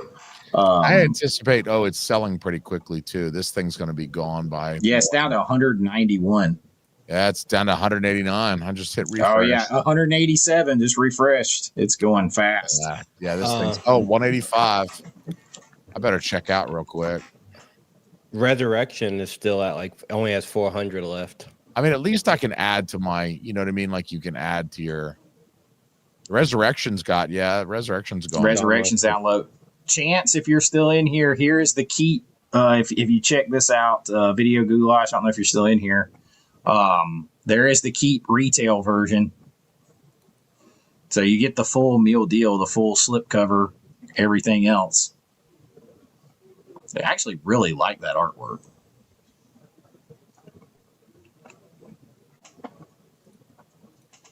So if anybody hadn't got that, but yeah, somebody said they defended the halfway to the last sale. There's not really a way to defend this one very well. And we're gonna check out the sale stuff in just a minute. But these releases, like, I'm excited. Like, I'm excited about the previous ones, like Time Crimes and Garbage Pail Kids. I'm more excited about them than anything else they dropped out tonight. I am yes, 100% agree. I am very excited for Time Crimes. I am actually quite excited for Garbage Pail Kids. I haven't seen that movie. If I've seen that movie since the 90s, I might. It's a surprise. I'm looking forward to those two more than Troll 2. I might not even buy that just out of protest. the adult version. Reviver. I was about to say, have you seen that, the adult version of Jekyll and Hyde? 173. In the erotic adventures of Zorro. What in the world? I'm afraid to click on too much. Dude, part of this live stream needs to be a countdown on how long Reviver 1 is going to last. Damn, well, I don't know, but that picture looks damn crisp of whatever that is. Is it a Blu-ray or a 4K? What is this? This is the erotic adventures, or the adult version of Jekyll and Hyde, the erotic adventures of Zorro. Oh, you're looking at Distrib Pics. Okay. Is this a new one they just announced? Oh, it's a 4K scan on Blu-ray. Yeah, it looks good. Look at that. Look at that. I don't know if it comes off. I don't think they show anything on the photos, do they? They do. Sometimes they do. The adult. I'm just now looking at the candle. It's mise en scène. I like that. That's clever. That's like clever. Mise en scène. I was about to say, for those who know what mise en scène is. Yeah, it's cool. Mise en scène. It's a play my own words. Wait, why does she look familiar? Not her. The one before. How many Vice Academies they got left? Down to 1479 on Vice Academy. Vice Academy. Yeah. Oh, they brought back Thriller: A Cruel Picture with a different slip. High recommend. Which one is that? Thriller: A Cruel Picture. This is the one that Tarantino ripped off for Kill Bill. Yeah. I was about to say, the first thing I click on is the chick with an eye patch. I'm like, that looks just like... Dude, she fights with a sword, a gun. Like, she's like, dude, he totally did. I'm like flipping through the pictures. I'm like, yep, Kill Bill, Kill Bill, Kill Bill. Yep. It's what? Slow motion, slow to fast motion kills. Like, oh, dude, it's 1,000,000%. Is this erotic? It looks like she's giving somebody head, but I can't tell. Well, they put her into like forced servitude. I don't want to get like the channel taken down. Okay. I mean, you don't see anything, but the picture looks like she's... Oh, you see something when you watch it. Oh, okay. Oh, yes. Okay. Like everything. Like it's X-rated for sure. Oh, okay. Yeah, okay. what is? I didn't Thriller: A Cruel Picture. It's X-rated. They show It shows it all going down. Oh, damn! I didn't know it was like that. Mm-hmm. There's a version that doesn't, but the Cruel Picture does. There's another version that cuts that out. Didn't they release both of them? They did. I have a nice box set of. They did. I have it because this I recommend the hell out of this movie.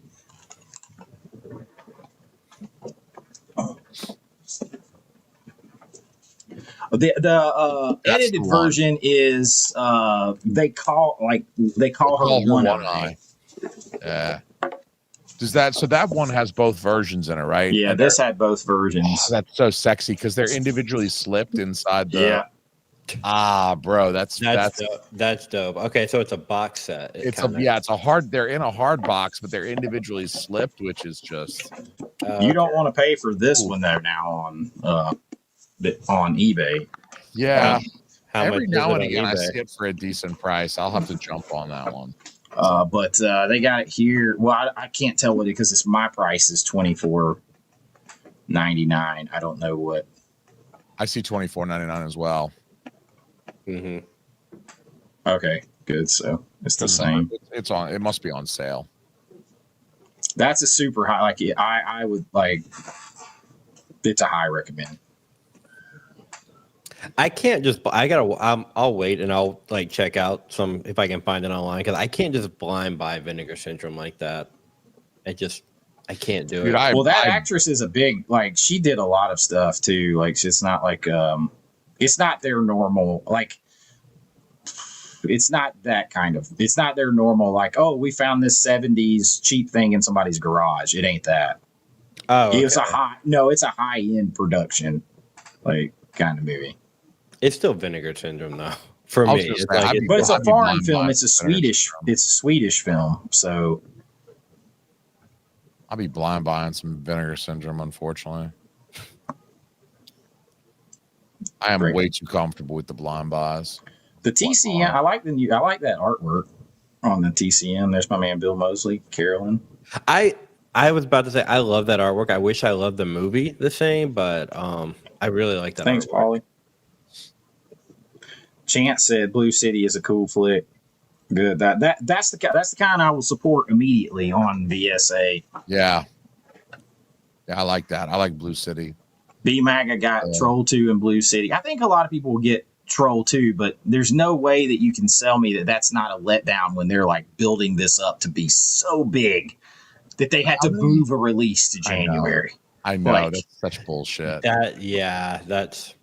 Hey guys, Mac and Me is still over 2,000 copies. That was supposed to probably over 6,000 copies. Sorry, B-Maga. That was supposed to sell out, guys. Yeah, I'm super psyched about seeing Time Grimes finally. I think that's going to be good. Time Grimes in 4K finally. That's good stuff. How many did they make of the limited edition of Troll 2? They do 8,000 units. So they didn't even do as many as the Keep. They did a third less than the Keep. What is with this freaking artwork lately, though? Yeah, that one, the trolls, like like what you went from like this, like look at look. Yeah, I can't show the back, but like you went from like this, spot glossed and raised and just like this kind of thing to that. Like they're pulling Criterion. It's like, oh well. I feel like too with some of their films, it's like it leans a certain way. Mm-hmm. It's Troll 2, right? It's not Schindler's List. It's not Titanic. It's not Shakespeare. It's not Ben-Hur. So it's like, let's overpay an artist to try to draw like an 8-year-old as much as they can and make the cover art of this thing. And I feel like Criterion does that a lot. They overpay some artists to just get in there and make everything flat and ugly. Like your 7-year-old, like, look, this is your 7-year-old watched Pee-wee, and here's Pee-wee. Mm-hmm. They did some art. I mean, look, they did they did a lot. They got a 45-minute interview with the director and screenwriter. They got all these interviews with all these people and everything. And I mean, they go all out on it. And I know, it's going to look great, but like, this is your headliner. Like this, we had to move.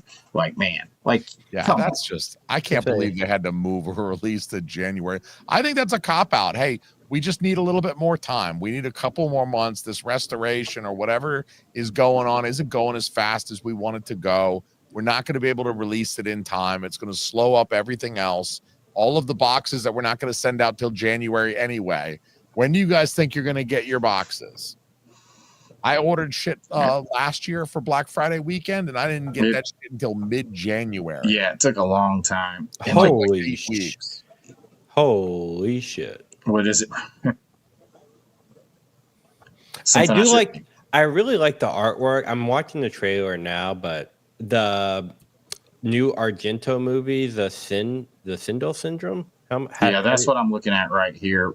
They are hooked on these more recent Argentos. I'm just not the biggest Argento guy, period. Even in his heyday stuff. I'm not either. I love the artwork on here, but it comes with the book.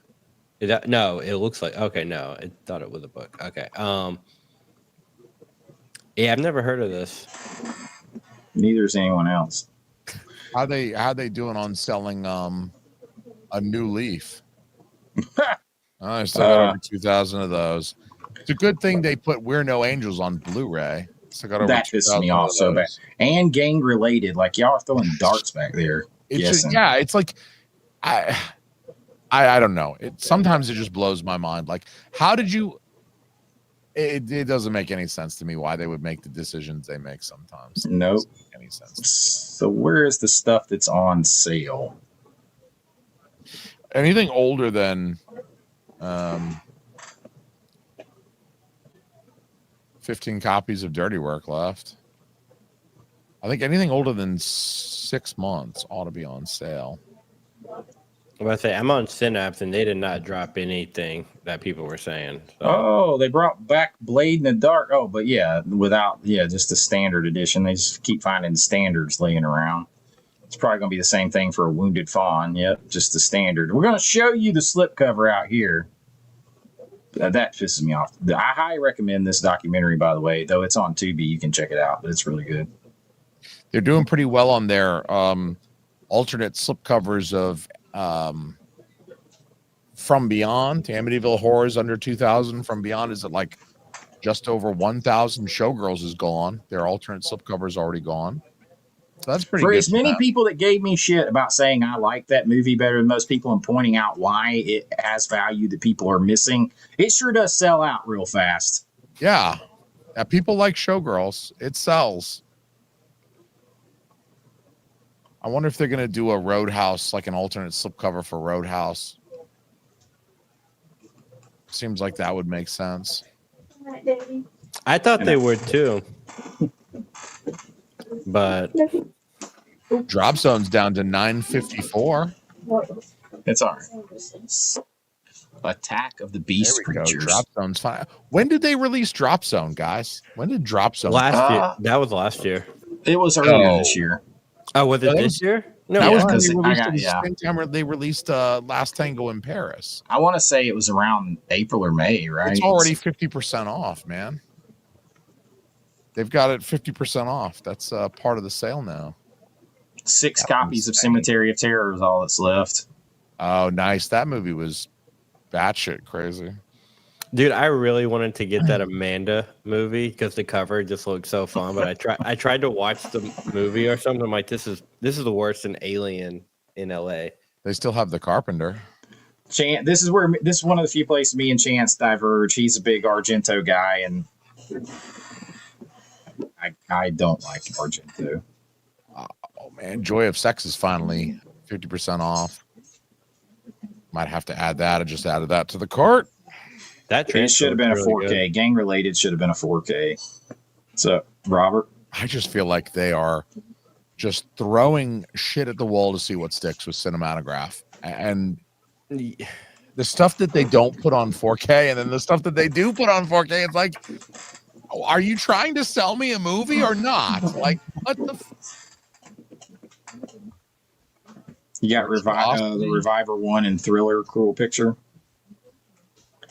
I've heard At Close Range is super slow and heavy, though. I will say that. Man, we're over 200 people here on Thanksgiving night after midnight. I love it, baby. Oh, yeah. Happy Black Friday, everybody. I'm wearing my Friday the 13th shirt just to celebrate Black Friday. Right, get at close range.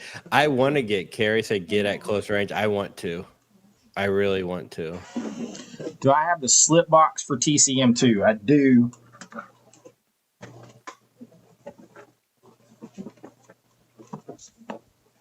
It's still $40 on.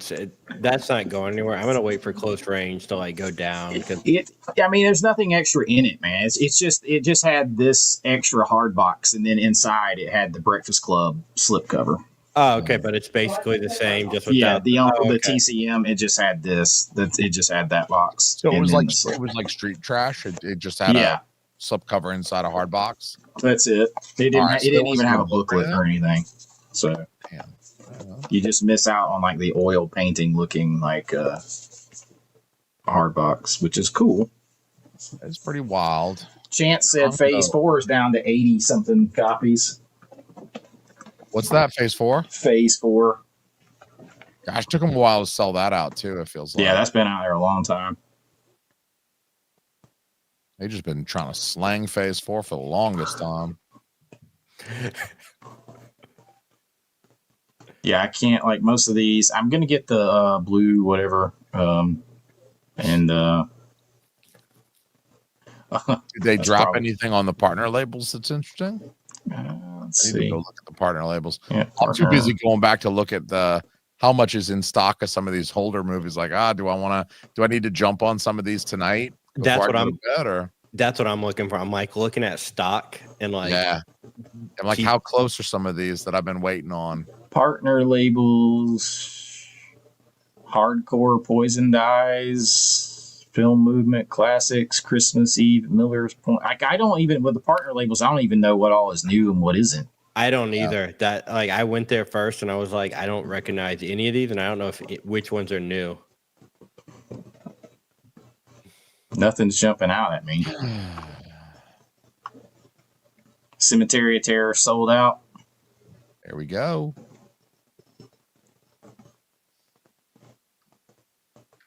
How many Resurrected are left? I ordered Resurrected too, so I don't know, y'all, but everybody's talking about Synapse. Synapse didn't drop anything. Synapse didn't drop anything. Mm-mm.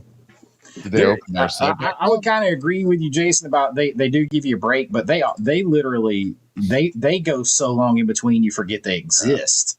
That's almost. True. Isn't that what we were talking about with television shows earlier? I mean, they go 3 years in between seasons, and it's like you forget. That's why they should have really done anthology style with Stranger Things. It solves so much of their problems. Millie Bobby Brown is a MILF now. Who cares? She can play a different character that's 47 now. Mm-hmm. She doesn't have to play a 13-year-old girl after having a baby a year earlier.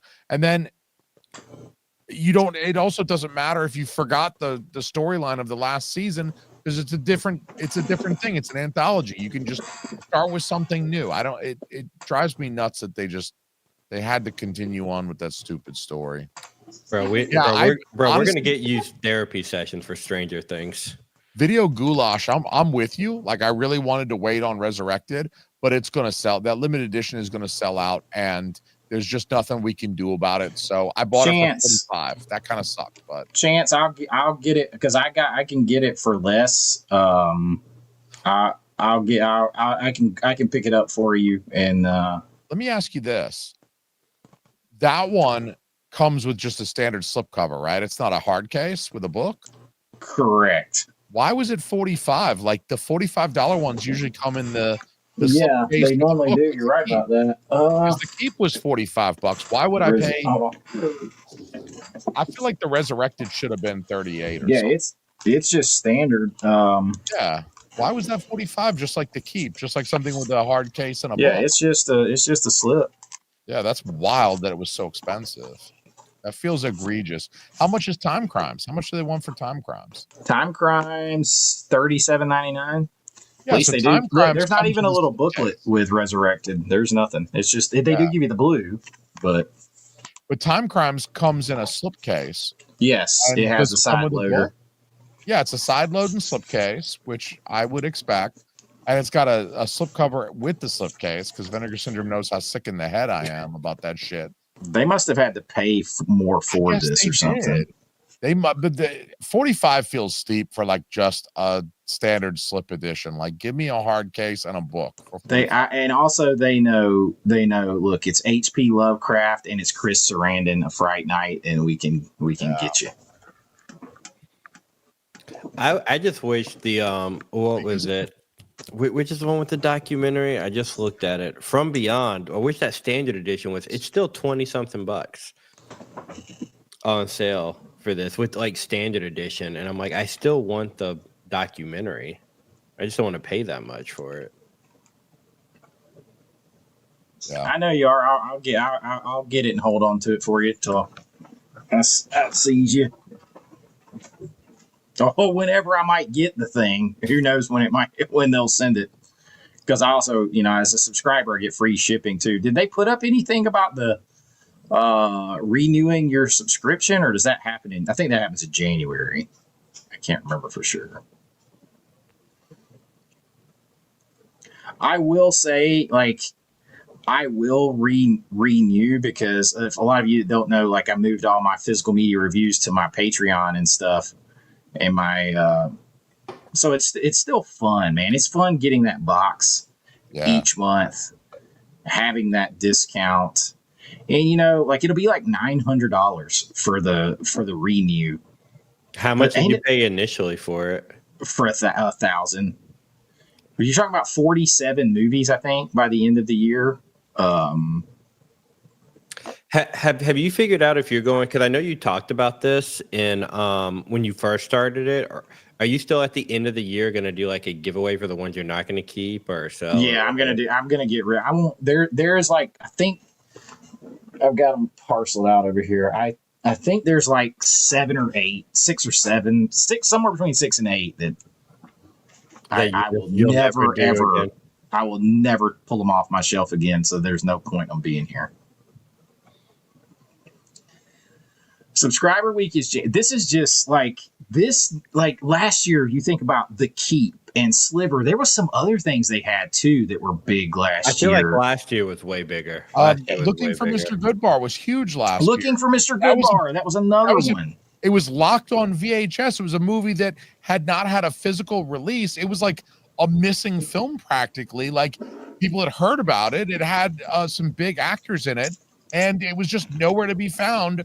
Basically after 1983, it was like, good luck finding this movie ever. Yep. And they dropped it. They're like, here it is in 4K in a slip box with a book. I've got 2 copies actually. I need to wait for one to go out of print and hawk that be on eBay. But I'm saying, did we not get a new cinematograph tonight? I thought we were getting a new cinematograph too. Yeah, we did get a new cinematograph. Or did we just not see it? It's there. It's the sorry, Vinegar Syndrome. You know you've been demoted. Yeah. The newest one, yeah, it's that new Rose Hotel. It doesn't look like a cinematograph. That's why it probably went past you. What the fuck is that? Yeah, that's what I was wondering too. This new, what is it? New Rose Hotel? Yeah. New Rose Hotel. Yeah. I know nothing about this film. It doesn't even look like a cinematograph. That's why I think Abel Ferrara. It's got Christopher Walken and Willem Dafoe in it though, so they're on a Christopher Walken thing right now. Yeah, and they're on an Abel Ferrara thing too. They've done a couple of his movies. This is what did it say? New 2K scan from the 35 millimeter. So they didn't even do a 4K scan. They just did a 2K scan. See, okay, and that's where like that tells you they don't think this is going to sell, or they just don't want to put the money in it, because the only difference between those two things is the time to scan it in 4K versus 2K. It's just the time. Like, well, is it also like what the I guess what the quality of the original is, or well, yeah, if they think the quality is like gonna look like shit in 4K, but you're guessing on that. Like is a movie? Yeah. How old is that movie? Where do they put the year? 1998. Oh, 1998. There's no way it's that bad. There's no way the film is that bad. I mean, I'm watching the trailer right now, and I'm not gonna lie, this looks. I mean, it looks kind of rough a little bit, but I don't know if this is like it's not a 16 millimeter film. Is it? I don't know. It looks kind of grimy. Like it looks like there's some home video footage. But that's how all his. Oh, okay, that might be part of. That's how all his stuff looks, right? Is that grimy look? It honestly, if you watch the trailer, it looks like it was shot on Super 16. But I mean, I don't know. I'll look into that because it's got some kind of. It goes from like stuff that you would see like, oh, this will look great in 4K, and then it's got some clips that are like, no, probably not. New Rose Hotel, that's the name of it? Yeah. New Rose Hotel. I'm looking up on IMDb to see what it was shot on.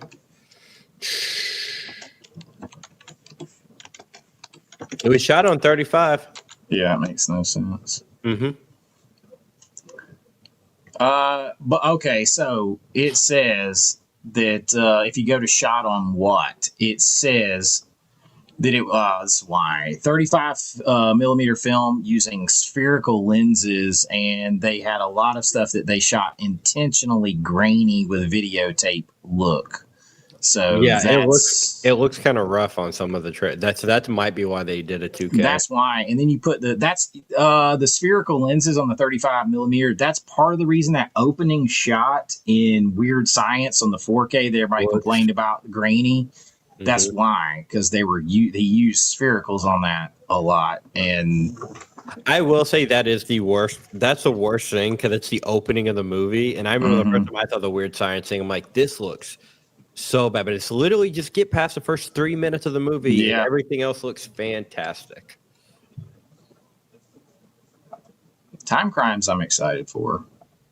No, like I'm looking forward to seeing Garbage Pail Kids again. But like, let's look at some of the sales because I'm so, man. When you start, don't overset. It's better to understate and over deliver than over promise and under deliver. I had a boss that was always like, his philosophy was like, we under promise and over deliver. Yeah, you always just like under promise, like, hey, I'll do what I can, and it's not gonna be that great, and then blow their socks off. And I kind of feel like that's the way to go in hindsight, at least after the fact. Like, people don't out like here and say beforehand. Like when you're trying to sell somebody, like, God, you're telling people like you're going to go through this whole thing because you think you're going to be so overwhelmed with people buying, and this is so huge that you're going to, if they already bought the bundle, they're going to offset your money in this, and it's going to put it in January and blah. You're lying. You've got some other problem with that title, is what it is probably. And otherwise, you way oversold the hell out of this, man. That's exactly what I think. Is they had some other problem. There was something wrong. I bought it, Robert, because I am suckered into the Vinegar Syndrome Ultra line. So I had to. I probably would have got that anyway, just because I remember collecting those with my brother too. But let's see what's. I don't like. I'm so kind of befuddled over here. Chase, do you have the Freeway 1 and 2 hard case? I do not. That's like another one that's like the Thriller, where it's got like 2 slip movies inside a hard case. Yeah, that's another one they've been trying to get rid of forever, and it's I could not get into 57. I could not get into that movie. Okay, well, I'm wondering if I should pull the trigger on it because I've been looking at it for like the past year and a half. I've been looking at it too, but they've only got 143 copies left in stock. But I'm almost like, dude, it's still damn near $60. Yeah, that's why I haven't gotten it, because it's like even at the price as it's gone down. Like if they threw that out there for like $35, I would buy it so fast. I would just, but I'm like, dude, it's like $60 still. That's still like $30 per movie, per 4K. And it's like, that's a lot to go in blind on, and they look ridiculous in like a good way, but I don't know. They could be shit too. So, and like they got Virtuosity. They're saying it's 50% off. These aren't really on sale. This is not even that good a sale. Like, no, it's. I'm on Severin too. I'm going back and forth to Severin. When we were on last time, when me, you, and Mike and Jason, I feel like that sale was 100 times better because this sale, like I'm looking at stuff I got last year. I'm like, I paid less than half of that. I got some of these movies for $6 or $7 that are like on sale for $15. Like Jason, you talked about Sidekicks. Like, okay, at the last sale, Sidekicks was like $17, man. Yeah, it's $32.49. Like, what are y'all doing? They need to put that on sell that for $19.99 and just get rid of it. Yeah, that doesn't make any sense. I think they overprinted that. Does it say how many was on 10,000. They did 10,000 a bit. I guess they should have done 8K or 7K. I guess they found a few more Navy SEALs on standard because they sold that out at the last one. They sold out the box set sold out already before, and then the last sale they found some more standards, and I guess they found some more. It's been sold out like 5 times now. Damn, found almost 500 of them apparently. Ooh, that's $16 for curfew with the slipcover. Aren't they in New Jersey? Is the mob like robbing their trucks and then selling them back to them or something? No kidding. Why is Garbage Pail Kids is randomly like $1.50 less than all the rest of them? That's pretty wild. Congo came out this sale last year. How many's it got left? Oh, was Congo last year? This time last Yeah. year? Yeah. It was this time last year. I want to know over too, 2,000. Over 2,000. Oh shit! So like, yeah, think about that. So like, you had Looking for Mr. Goodbar. You had The Keep. You had Sliver. You had Congo. Like dude, that sale was way better. Way better. Not even close. Oh, $5 super chat for Movies with Kevin. They oversold during the summer with July Sci-Fi Invasion. Then they bombed here again. Yeah, you should thank them for saving money. That's what Jason did. Listen, I'm a big Vinegar Syndrome fan. This hasn't been a good overall year for them. This has not been a good overall year. It'll give YouTubers content to complain about, though. Oh yeah. Well, some people that their favorite thing is to just shit on Screen Factory and Vinegar Syndrome, which oddly enough, those two do the best work in 4K restorations. Vinegar Syndrome would even surpass Shout. Like, oh yeah. Honestly, this is gonna be weird, but actually, I mean, Criterion is up there this year for the year they've had. They've put out some great titles too. I don't know if Arrow won this year by a lot over Criterion. They had a lot of bigger, but they've had some problems too. They've had a couple of disc problems they didn't do anything about this year. And they had 4 months this year, 4 or 5. I got to go back and look at it, where they didn't put out a chunky box. They've been promising some movies now for 6-7 months that haven't come out. They've had some slips. They've had some big hits though now.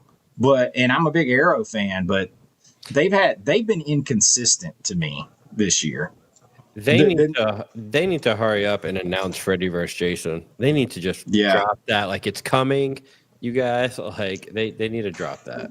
Wayne, I'm going to do a full review of that on my Patreon with some other stuff, but it is not too dark.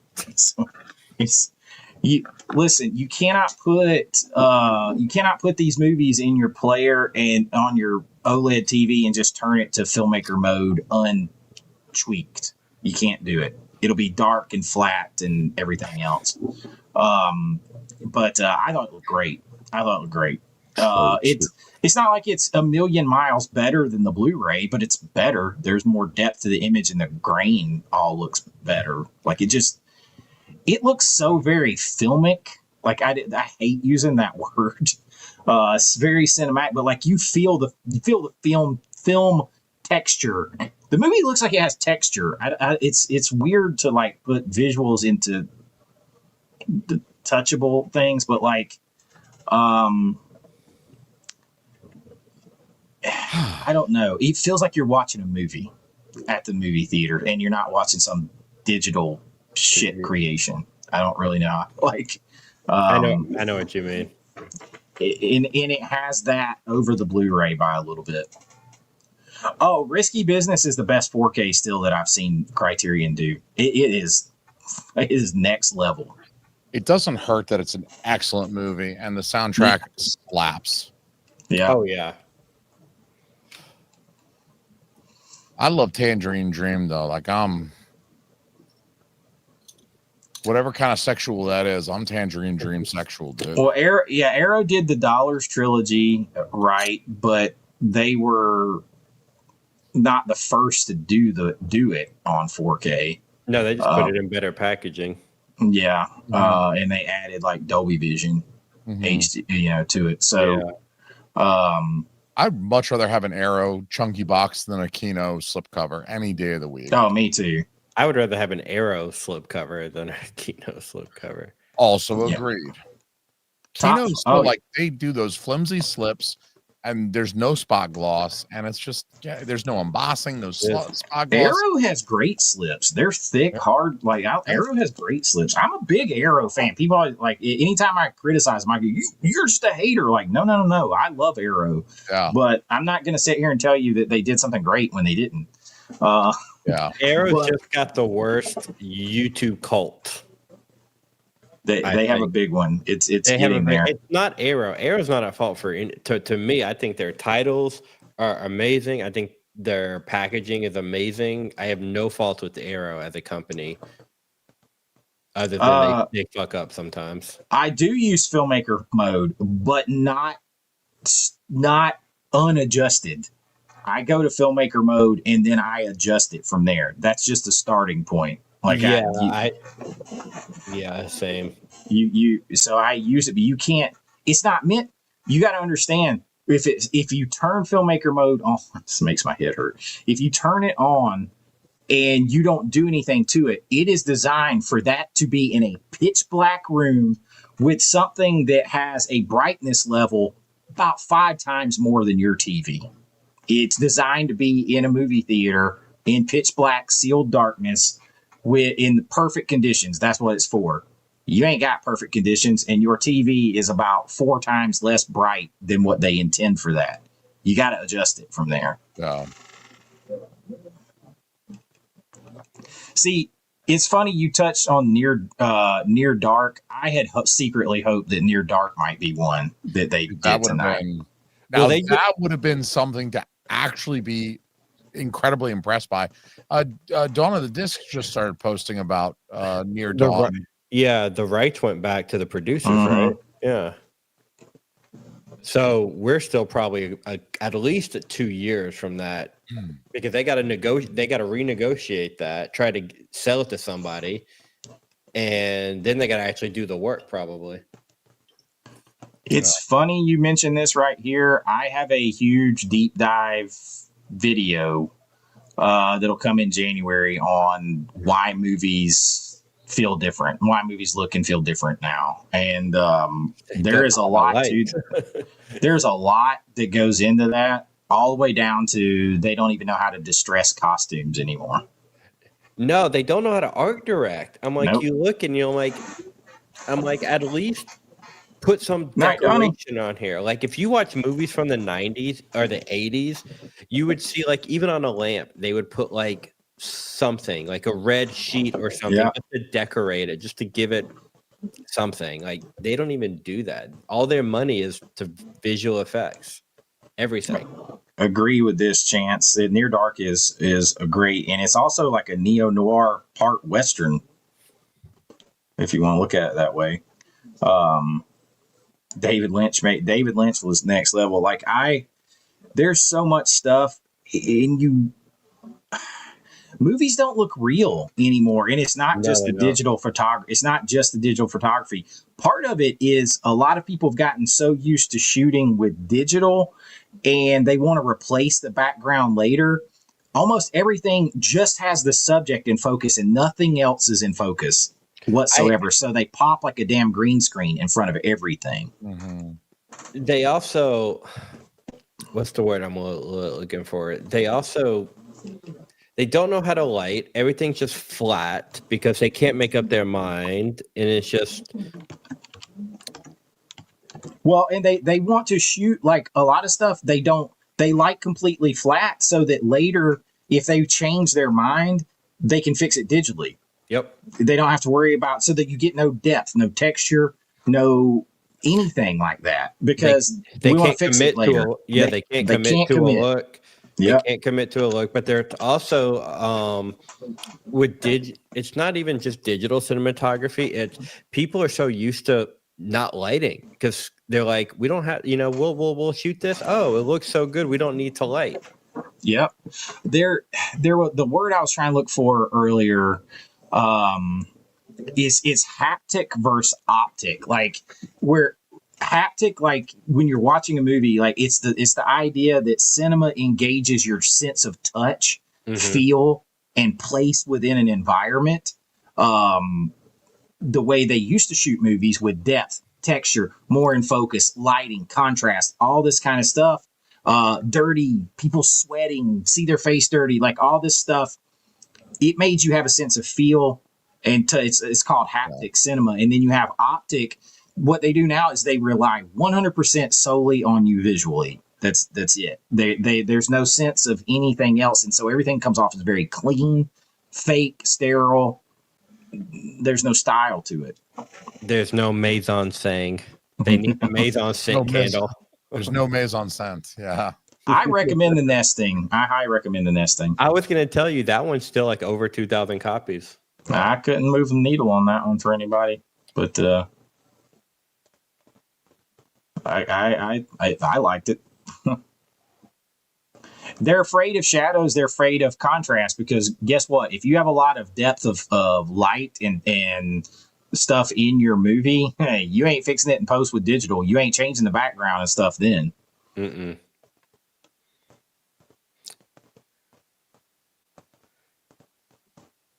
Oh man, if you like Coherence and Triangle, you're gonna love Time Crimes. Oh, I love both of those movies, so I'm excited to hear that. What is Time Crimes? I don't know if I've ever like heard of that one. Pull it back up over here.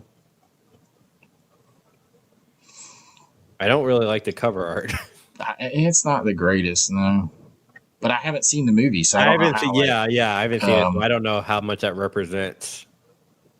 They live in the peaceful Spanish countryside. One day, relaxing in their backyard, Hector spies a woman removing her clothes in a nearby forest via his binoculars. Once alone, he travels to her location. I bet he does to find the woman naked and presumably dead. He's attacked by an unknown bandaged man, causing him to run further into the forest, where he stumbles upon a top secret research facility, which happens to be home to a time machine. Interesting. Upon meeting El Joven, I don't know if I'm saying that right, a scientist in control of the facility and the machine, Hector travels back in time 1 hour. Operating against El's wishes there, Hector leaves the facility, setting off a series of events of increasingly dark consequence. So it's going to be like the butterfly effect, too, sounds like. Yeah, that's what it sounds like, yeah. I don't know. It's supposed to be one of the better like time travel films out there from what I've read.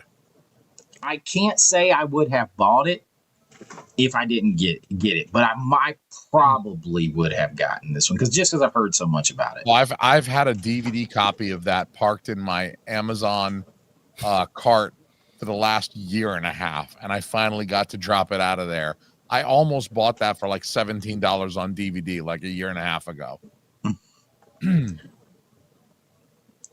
Time Crimes is a one-time watch. Some sci-fi and time travel movies can have that. Yeah. Wayne, I have not watched F1 yet. I'm looking forward to it because I like that director. It's good. I really like Brad Pitt's character, and it's one of my favorite Brad Pitt characters. Did you know that it beat Superman at the box office by $71 million? Damn. It probably cost more too. It probably cost just as much. But that guy, like, give him Superman. Give that guy, so the director of that did Maverick in that movie. He also did Tron Legacy. Did he? Mm-hmm. I didn't know he did Tron Legacy. Carrie Witt and B Mag are spitting fire right now. Shanghai Triad, I picked that up in a sale for that price. I don't know, the last Vinegar Syndrome sale, and I hadn't seen it in so long, and I watched it the other night for the first time in, I don't know, a couple decades. So Shanghai Triad, I'm with you, Carrie. For $18, it's a beautiful slipcover. It's a good movie for $18, and then B MAGA with the Can't Buy Me Love. If they had dropped Can't Buy Me Love on 4K, oh my god, goddamn backflip. There's so many things they could have dropped, and we get fucking Trolls 2 and the Stendhal syndrome. Like, I'm so happy about it. I'm so happy about it. Did they do the first Trolls? No, I think that one's universal. Like, nobody cares about that one. Like, I think it's like this one is supposed. This one has the title of being the best worst movie ever. Like, that's like the thing about it. Like, look it up. It's a whole thing. I couldn't hate that artwork more if I tried. I like the neon pink and the black on the side. But Vinegar Syndrome and Criterion are not winning artwork of the year. No, they're not winning artwork of the year. I think boutique of the year is between Criterion and Arrow. I'd give you that. As far as releases and Yeah. titles that they put out, I would totally give that to them. I mean, Screen Factory, they started off the year hot, and then they've just kind of had so much other whatever going on. Yeah. That's hard to. I'd have to go back and really look at all their releases. They did have a few because, I mean, they put out their first Arnold film this year, and which Arnold film did they put out? Oh, End of Days. End of Days, Mhm. which looked really good. I haven't seen that movie since the theaters. I wasn't a huge fan of that one. I don't think I ever saw. I think I saw it maybe once back when it came out, but I don't remember it at all. Brian, I like it. I feel like you 100% would like that movie. I want to check it out. Like I said, I was 10, I think, when that came out. So at the time, I just wasn't. Oh my God! Thank you for that. I feel old. Fuck. When did that come out? 97. That was 99. Okay, I was like, Because it was the whole 12. Y2K thing. Okay, I was 12. That's not any much better. I know. Blood Tracks is down to 420. I recommend Blood Tracks. I second that recommendation. It's a good movie. Blood Tracks. Chance is in here. Me and him spent half the night saying it, looking at each other after we watched it, going, Blood Tracks. It's a pretty terrible movie. I like it. Yeah, it's so good. It's so good. This Dude, movie is disturbing. I love when one of the mongoloids like throws that woman down and she falls down like 2 stories and lands on that rebar and it pokes through her and you think it's going to cut away, but the camera just lingers on her for like an additional 15 seconds and there's just red blood just shooting out. Like somebody's back there with the pump just shooting red blood out. And it's just like, damn, how long is this shot going to linger on a corpse? It's like that red Dayglow Sherwin-Williams red Jalo paint too. Like blood, like it is. That's what I loved about it. It was just... Chase, have you ever seen a movie? I don't know if this has been on one of your recommendations, but a movie called The Roommates. The Roommates. It was from the 80s. I forget the year. It's basically a summer camp coming of age thing, but it's got this random horror storyline that makes no sense in the movie. And it's like, it's actually a pretty good like summer camp kind of summer movie, but they got this one little side story with this horror killer. It goes very psycho. It's called The Roommates. Just Roommates. I just got it on Blu-ray. I ordered it because I found it. I just randomly found it streaming the other day, and I was like, and I watched it and I liked it. Is it from the 80s? You said? Yeah. Hold on.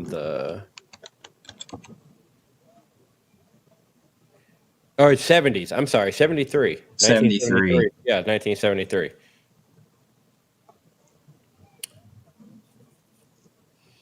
I don't know if I've seen that one. You might have pulled one I hadn't seen.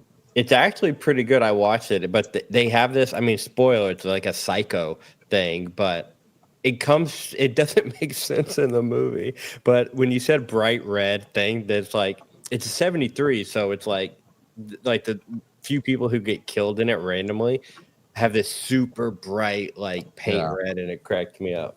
Oh, and it's like when they do that too, it's like that thick. It just looks like you poured like red Sherwin-Williams paint on the floor. Yeah, it doesn't even look like blood. It literally looks like finger paint. I will recommend this trilogy of films to anyone who will listen, because not for the Demon Witch Child. No, kill that thing with fire. That's a horrible film. But The Curse of the Devil and Vampire's Night Orgy was super unsettling, creepy, like, because it's one of those things where like you're traveling in a foreign country, somewhere that you don't know. So and you stop in this little isolated town, and there's just something off the whole time, and you can't really figure out what it is, and they kind of keep preventing you from leaving in ways that they're not obvious. That it doesn't look like it's sinister, but like the whole time, it feels like some kind of weird nightmare that you would have, and then it comes true, and then it's like, did the place exist at all? It's trippy. And Curse of the Devil with Paul Naschy. First of all, the insane amount of women he got naked in that movie to be with him is funny. But I actually dig the werewolf in that, the way it looks in that movie. But that you get 3 movies there for that, three movies for that price. This is probably a really stupid question, but did you ever pick up Dracula Sucks? Yes. Oh yeah. I figured you did. It's on sale for like $21.41. Oh yeah, we need to check over there. You gotta be careful clicking over there. Yeah. Does Melusine give you the same like with Vinegar Syndrome if you like order later and combine? Yes. Yeah. Okay. I know they do that with Vinegar Syndrome. I've never done that with Melusine, so I don't. I did get Behind the Green Door because it's just a famous, very famous. And I mean, you're talking about 3 4Ks, multiple cuts of this thing. They went all in on that thing. I gotta watch it because I got the VHS. I put that VHS in, bro, and the quality is so bad. I was like, oh yeah, it's like. You got to be careful even like scrolling the titles over here. Yeah. The only thing new is that Jekyll and Hyde though, but like new to today. Mm-hmm. I'm trying to. Before I opened the window over there, I was like, let me see if I can even scroll the first page. It's iffy. There's some sales over there. For sure. Count Dracula's Great Love, I recommend. It's good too. I feel like I can wait on Congo to get my second one. I got 2 Congos. How much is Congo right now? 30, still 30, 32.49. Ooh. There's still 2,000 copies. That'll go down to 20 at one point. Yeah, that'll go down. That'll go down like subscriber week sale, which will happen in January, and they close next month. It's all partners month in December. Yeah. Resurrected isn't going as fast as I thought it would today. Everybody's too pissed off. Everybody's too pissed off to look. That or nobody's awake. Just like, I don't know. We still have almost 200 people in here. So yeah. There's been Amazon screwing me on that. That was supposed to be here already, and they're like, "We'll notify you when it ships." I'm like, "Oh." I love it when they do that. Amazon's already sold out of the pre-order of the new Kubrick movie. It's slipping my mind. Eyes Wide Shut. Eyes Wide Shut. Yeah, that's one we were just talking about. Damn. I pre-ordered that the first day it came available to pre-order, so I'm very pissed that they're like, "We'll notify you whenever it ships." I pre-ordered, and I don't do this, but I pre-ordered Captain Blood. It's down to 40, so I'm hoping it maybe I pre-ordered it now in case it gets another price drop in between.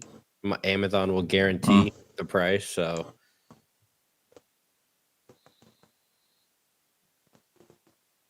Demon Wind, but no slip. Demon Wind is a high recommend too, man. I just really want it. Things. I just really want it with the slip. I know. There's some people out there that are like, "Oh, you don't care about the movie." Like, yeah, whatever. Whatever. You're allowed to like both. You're allowed to enjoy. You spend enough money on physical media, like you're gonna buy the movie for $30. Like they can make it. They can do a nice presentation. They can do a nice slipcover. You're allowed to enjoy embossing and things that look nice. Yeah, I mean, when you go out there to choose a car, do you want to say, "Hey, look, I know that I'm going to pay the same amount for this, but I don't care if you paint it or not. Just leave it blank metal." Like, I mean, the idea that it's like you're supposed to like the movie and everything else be damned. It's like, all right. I mean, like I could watch this on some like Hong Kong ripped VCD from 1996 in like 280i resolution on my laptop, but like, Or I could get the nice 4K from Vinegar Syndrome for $45. It comes with the slipcase and the book. And I think I'd rather have the nice version. Like, I'm sorry, I like nice things in addition to enjoying the movies. Yeah, like, looking at the stuff, like, it has a lot of effect on me. Plus, it also draws me to want to revisit the movie again and again.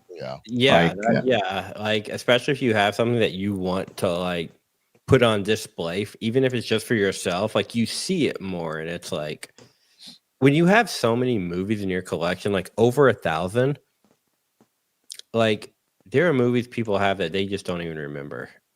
Did you see this, Brian? Chance has the Demon Wind VHS had a lenticular cover on the VHS. Bro, there's only one. Cool. It's like and I haven't got it because there's so many out there, but one of my holy grails, and it's more nostalgic because it's the exact one I had as a kid, the Independence Day VHS with the lenticular. With the beam blowing up the White House. They're widely available, and I just haven't got it. I'm hoping to find it in the wild, but I had that version of the kid, and I want it just for like nostalgia reasons. Because I will say the fucking Independence Day VHS I have, I swear to God, is the quality of it is so good. Like I would watch it over my Blu-ray. It is that good. Like not touched. It's shocking. Why? Like, where did they find all of these? Like, I was able to get this with the slip the last time they brought stuff back from out of stock, and it went within like 10 minutes, but it had been sold out for like a year or two, and it went within 10 minutes. They didn't have any more even standards, and now suddenly they have almost 1,000 standards back of Drop Dead Fred. Reprinted though, right? They reprint standards. That's got to be reprinted. That's got to be. But they left it. I think they do reprints on the standards. They left it sold out for a long time, though. Like, I've heard things that like some of these, because they're not doing as much physical media nowadays as they were like 15, 20 years ago, that a lot of the places that, the factories where they used to press the discs and shit closed down. So I've heard that like some places have to get on a list, and it takes them forever to get reprints done on some of their discs that aren't out of print. They're just kind of like temporarily out of print because it's just taking them so long to get their order into these manufacturers that make the discs. I can see that. There's only 545 of the talking about Udo Kier. He is in this one too. How much do they want for Flesh for Frankenstein? $40. Dude, you have to wait. That's a set like this. That's a set like this with two movies. Yeah. I got that one too, but I swear I got it for like $25. Like, Vinegar Syndrome has better sales. Like, yeah, this sale is not very good. Frankenstein has been cheaper, way cheaper. Be careful. That's just. I appreciate it, man. They saved me some money because last Black Friday I fucking dropped bank. Yeah, on the Vinegar Syndrome sale. When was the Severin thing that we all did? Was that this year? That was this year, right? No, I think that was last year. Or it had to be this year. I think it was this year. It was definitely this year because I have the movie still. I haven't put them up on the shelf yet, and they're still like. It was earlier it was halfway to halfway to Black Friday thing. Yeah. Around. Yeah. Anybody seen Frostbiter? It's got 649 left. Never seen it. It's like a cold weather movie. Bat Pussy is only $18. You gotta love a title like Bat Pussy. You gotta love that, yeah. Bro, that is like the worst cartoon artwork though I've ever seen. Like, what the fuck is this? It's like some person on one of those bouncy things on the cover. Which one? Bat Pussy. It's like, what is this? Ghost Nursing? What a title. It's more Hong Kong stuff. Right up Jason's alley. You gotta love that Hong Kong stuff. What kills me is they seem like they're letting Justin LaLiberty like run a little too much because they're going with all these different cinematographs and there's no rhyme or reason to whether it's a 4K or Blu-ray. There's no and then a lot of them are not selling out. Like almost none of them are selling out. How much do they want for Going South? $22.49 for the box, the limited edition kit. There's still almost 1,000 of the box set. So they want 20 something for the box for a 4K cinematograph? $29.99. Dude, that is that's not bad. I think I spent $35 on mine. I got it new from Bull Moose, but wait, how many left? 900 and did it say 902? 902. Damn. Jason, are you gonna get the Descent of the Sun? Which one? It's on the first page. The first page, the new stuff? Yeah, Descendant of the Sun. Descendant of the Sun? Is it selling really quick? No, it's like brand new. It's the VSA we were talking about. Yeah. I'm gonna wait till that goes on sale. I mean, I'm not gonna buy it for 35, but when it goes on sale for $22.50, well, I'll cop it then. It's a Blu-ray, a 2K scan on Oh my! The subscriber price is $25. But the thing is, I don't want to encourage. It's not that I just think this needs its own line. Like I don't want to encourage more of this. Like I'm going to buy the other VSA because I think that's what it should be. Yeah. I agree. I think VSA should be largely domestic. It should be at least 80% U.S. domestic films. And then the other 20% has to be shit that you could have potentially rented in the late 1980s or very early 1990s, because you can't tell me bringing all this Hong Kong shit over that no one's fucking heard of. We weren't renting that shit in 1990.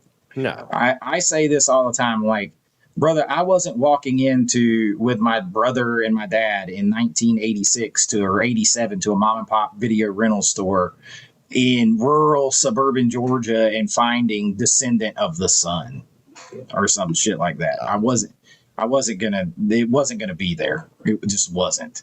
No, it was just gonna be Jackie Chan movies.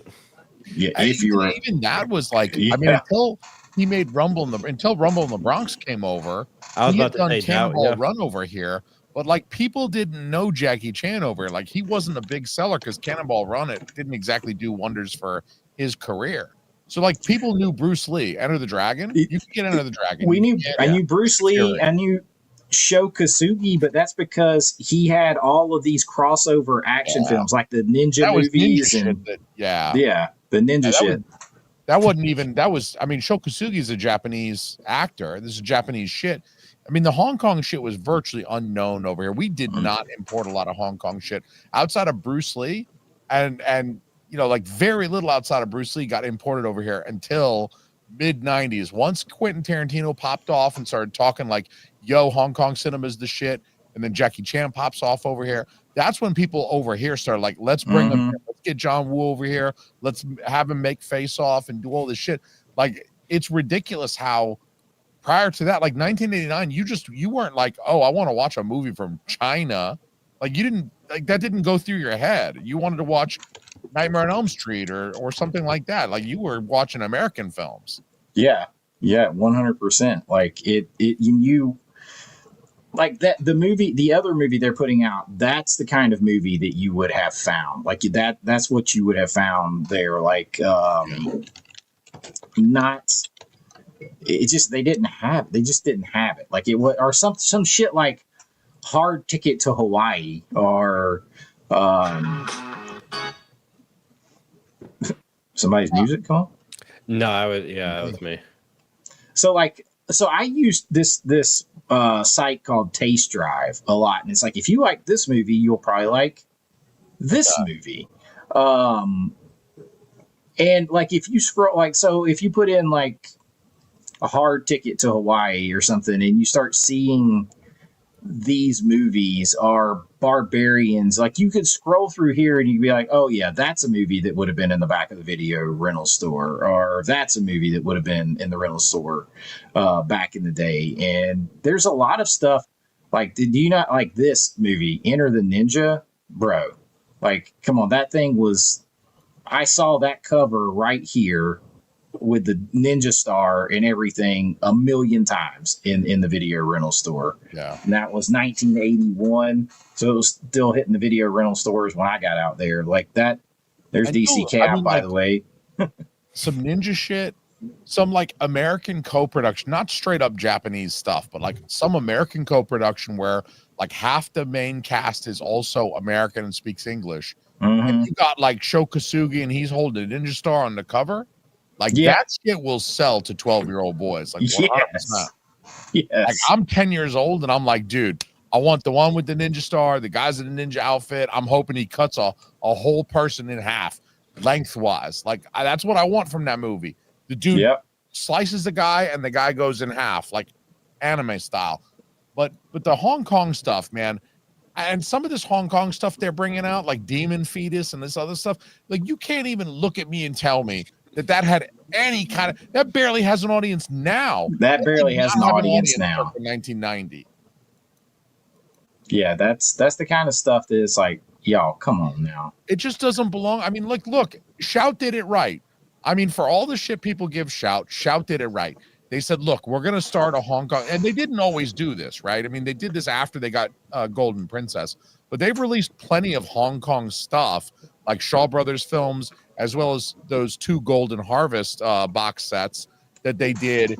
They did not release as part of their Hong Kong Cinema Classics line, but at least they pushed the brakes and said, okay, we need a Hong Kong line where we're going to put all of our Hong Kong movies from here on out. Maybe not the old ones, that's fine. What happened would happen, but like now we're putting everything in the Hong Kong Cinema Classics line, and that's what they should do. Everybody should do. Every boutique label should do like, here's our Hong Kong line for the shit we're getting for like peanuts. 100%. Like it just makes you wonder sometimes, like who is who is making the decisions on what goes where. Like I am 99.9% sure Justin LaLiberty wasn't alive in the 80s. So you know, like maybe not the best to decide all of those things. Like I feel like with all of the Vinegar Syndrome lines, all of them, every single one, with Vinegar Syndrome Ultra, the VSUs might be the best out of all of the different Vinegar Syndrome lines, but I feel like all of them, there's a description you can read on the website. This is what this line is supposed to be. And then you look at what's actually in the line and you're just like, okay, never mind. Like I read the description and then I look at what you're actually putting in the line and it doesn't match your damn description. And it's very bad about it. And it's even with the VSU line, you can kind of question, but I feel like they stay the most on track with that one. But the others, it's like with the VSAs, you can go back early on and you can literally pinpoint the moment they went the other way. And it's like, okay, we're not doing these anymore. But like they're getting beat to a lot of these movies. Like as I'm sitting here looking over on Orbit, things like this, like Knockoff and Lionheart with Van Damme, these should be VSAs. Something like Mannequin right here, that could be a VSA. Like you could, you know, like along the lines of Vice Academy or Zapped. Like these are movies, dude. I love Mannequin. Yeah, dude, Mannequin is great. I almost bought Mannequin yesterday. I was looking at it. It's funny you say that, but I'm like, I know it's going to get re-released by somebody. Like, it's going to get something. Yeah, maybe not the second one, because I want them both on 4K. Is the Killer sold out? Oh, look at that. The Killer's sold out. Scroll up just a little bit, just a touch more. Oh, look at that. Sold out. Mine is landing tomorrow. Wait, maybe Saturday. Today's Thursday. I think mine is landing Saturday. Where'd you order it from? I ordered it from Groove. It's in Massachusetts right now, just sitting there waiting for me. Like a good girl. Well, like I feel like Kino has been honestly like snaking a lot of things too that should be put out on VSA. Like I was looking for the Ninja movies. Like even if you just look at the slipcovers for the Ninja movies, like that should be a VSA. I completely agree. I actually think there's a lot of I mean, the great thing about the VSA line is it really ought to be a line of films that should be fairly easy to license, fairly inexpensive licenses. They're not big movies. They're not, they're maybe not movies that have even had a Blu-ray or even a disc release. They should be like stuff that was maybe, you know, B movie, sort of like not a big deal, but it's not Back to the Future. It's some other like Back to the Future knockoff from 1987 or whatever. That's what they're supposed to be. And I feel like there you go.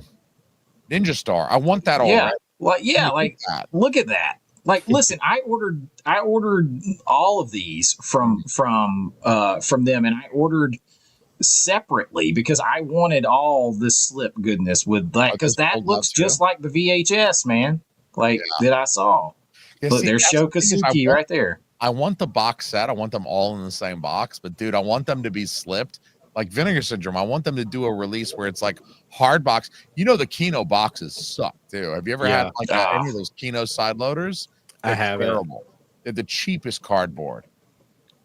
That's why, like Chase, you bought them individually, right? Because they came with the slips and not the box, right? Yeah, yep. I bought them individually.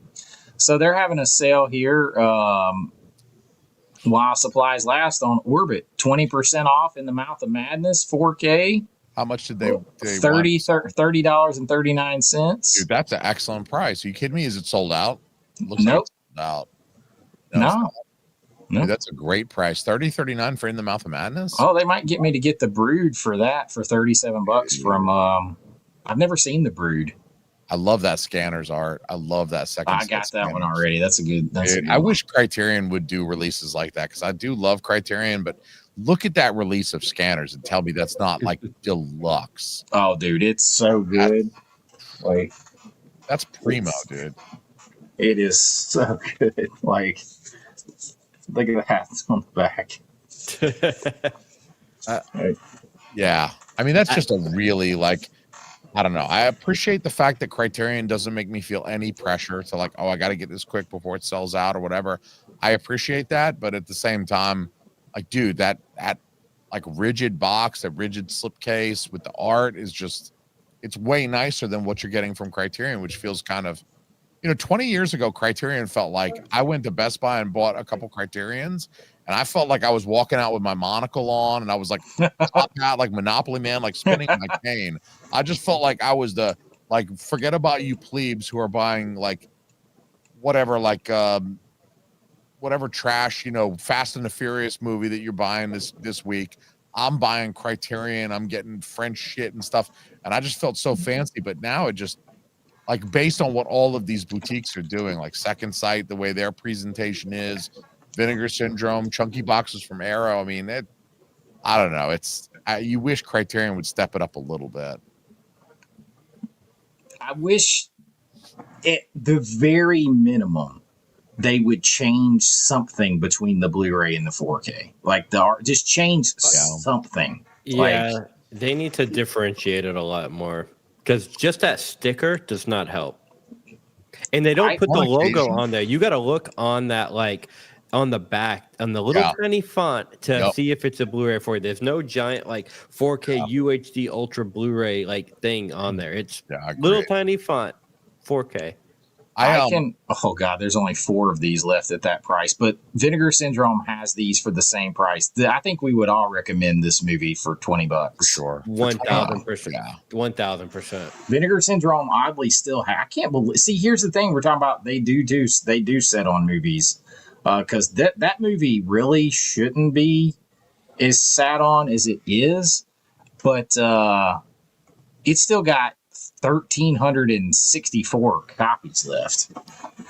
That's and they only did 5,000.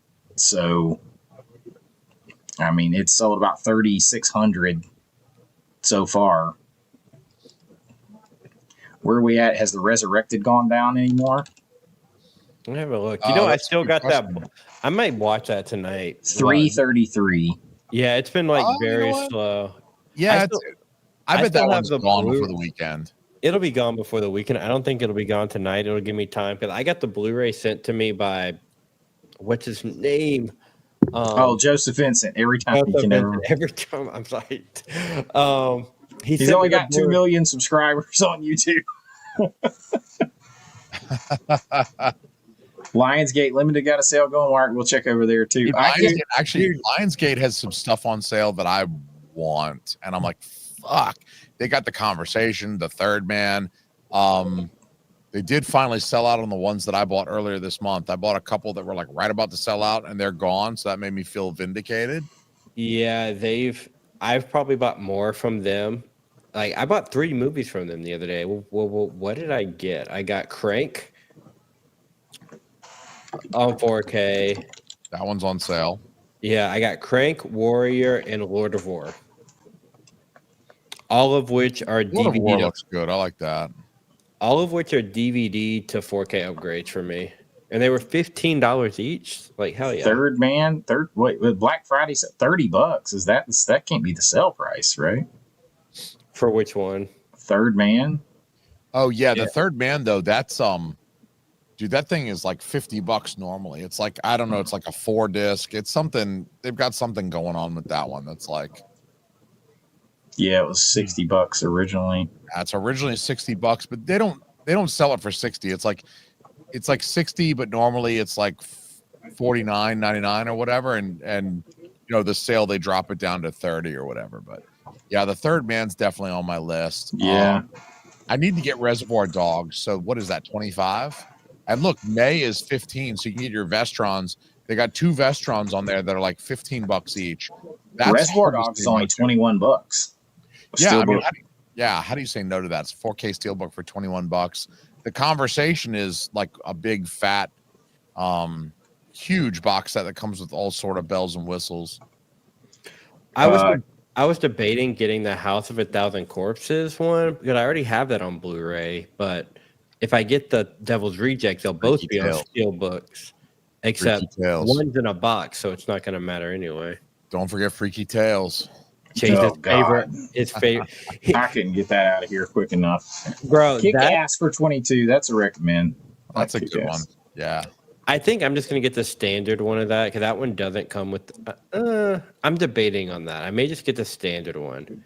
Happy Thanksgiving, Chance. Thanks for hanging out. Yeah, we just talking. There's still 200 people or 170 people in here. You know what pisses me off the most, Chase, and you own this, or you did own it, and you can attest to it. If you go to Freaky Tales and you go to their packaging, their pictures do not represent what that is. No, it doesn't. The way I don't own it anymore, I gave it away. It said it's got 2 disc holders, but it's stacked. It's stacked on one. It's stacked on one. Unfortunately. Like that is misrepresentation. Don't like it when they do that. I hate House of 1,000 Corpses, $15 Steelbook. Like I said, I thought about that, but I got the box set. So what do they have for out of print? Is there anything new added to their out of print? I love looking at their out of print section. It's like unlike a lot of, they have like a dedicated section for out of print. Unlike a lot. That one kills me. Thanks for not reminding us there, Jason. Dude, I'm so sorry. I thought you guys already had it. I had the Studio Canal 4K of that.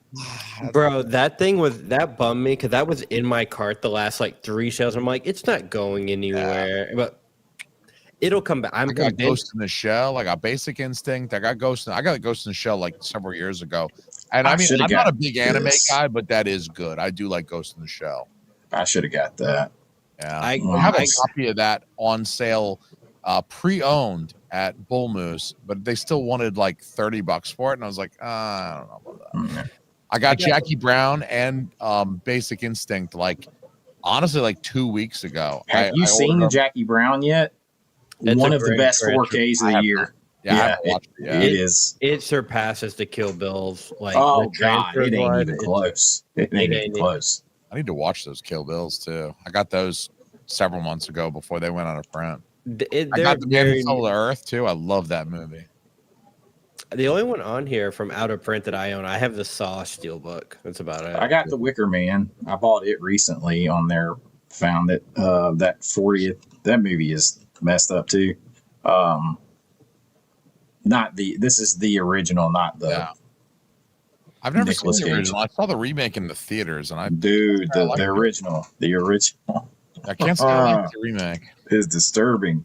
Their Dogma sold out. It says restock coming soon, but they sold out of the first batch. I did pre-order Dogma. I did as well.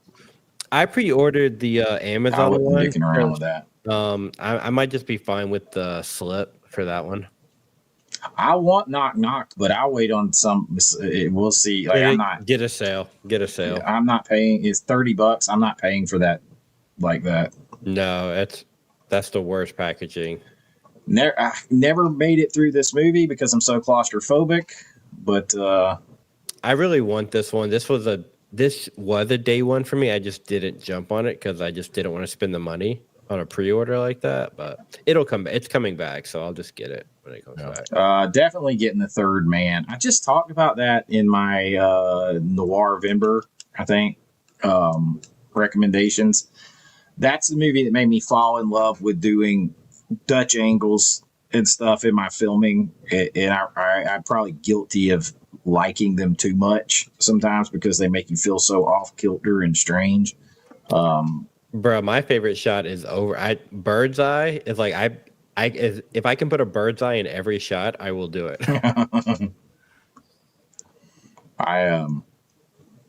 They've got some good stuff here, man. How about the Garfield Thanksgiving episode making fun of Orson Welles? Like, there's a long Orson Welles joke, and I'm like showing that to my kids, and I'm like, did any kids nowadays, of course, but did kids in the 1980s know who Orson Welles was? They just fat shame Orson Welles for like 5 minutes in that episode, and you're like, damn, dude. Orson Welles, poor guy. He made one of the greatest movies ever at like 22 years old, and then did nothing really else. Well, he did he did a bunch, but nothing ever lived up to. Yeah, but nothing quite reached that level, right? What was the other one he did? It was the one with the one shot that's like that very long, like super long opening shot with the car coming through and they went over. Oh yeah, Touch of Evil.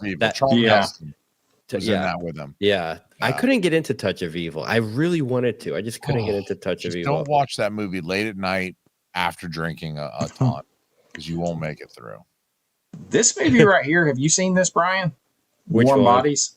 Warm Bodies. I saw it once and I couldn't get into it. I've been debating revisiting it, but I actually like the unbelievable weight of massive talent too. I haven't seen that one yet. Cabin in the Woods still. I would buy that if I didn't already have the 4K with a slip, but $15 for that.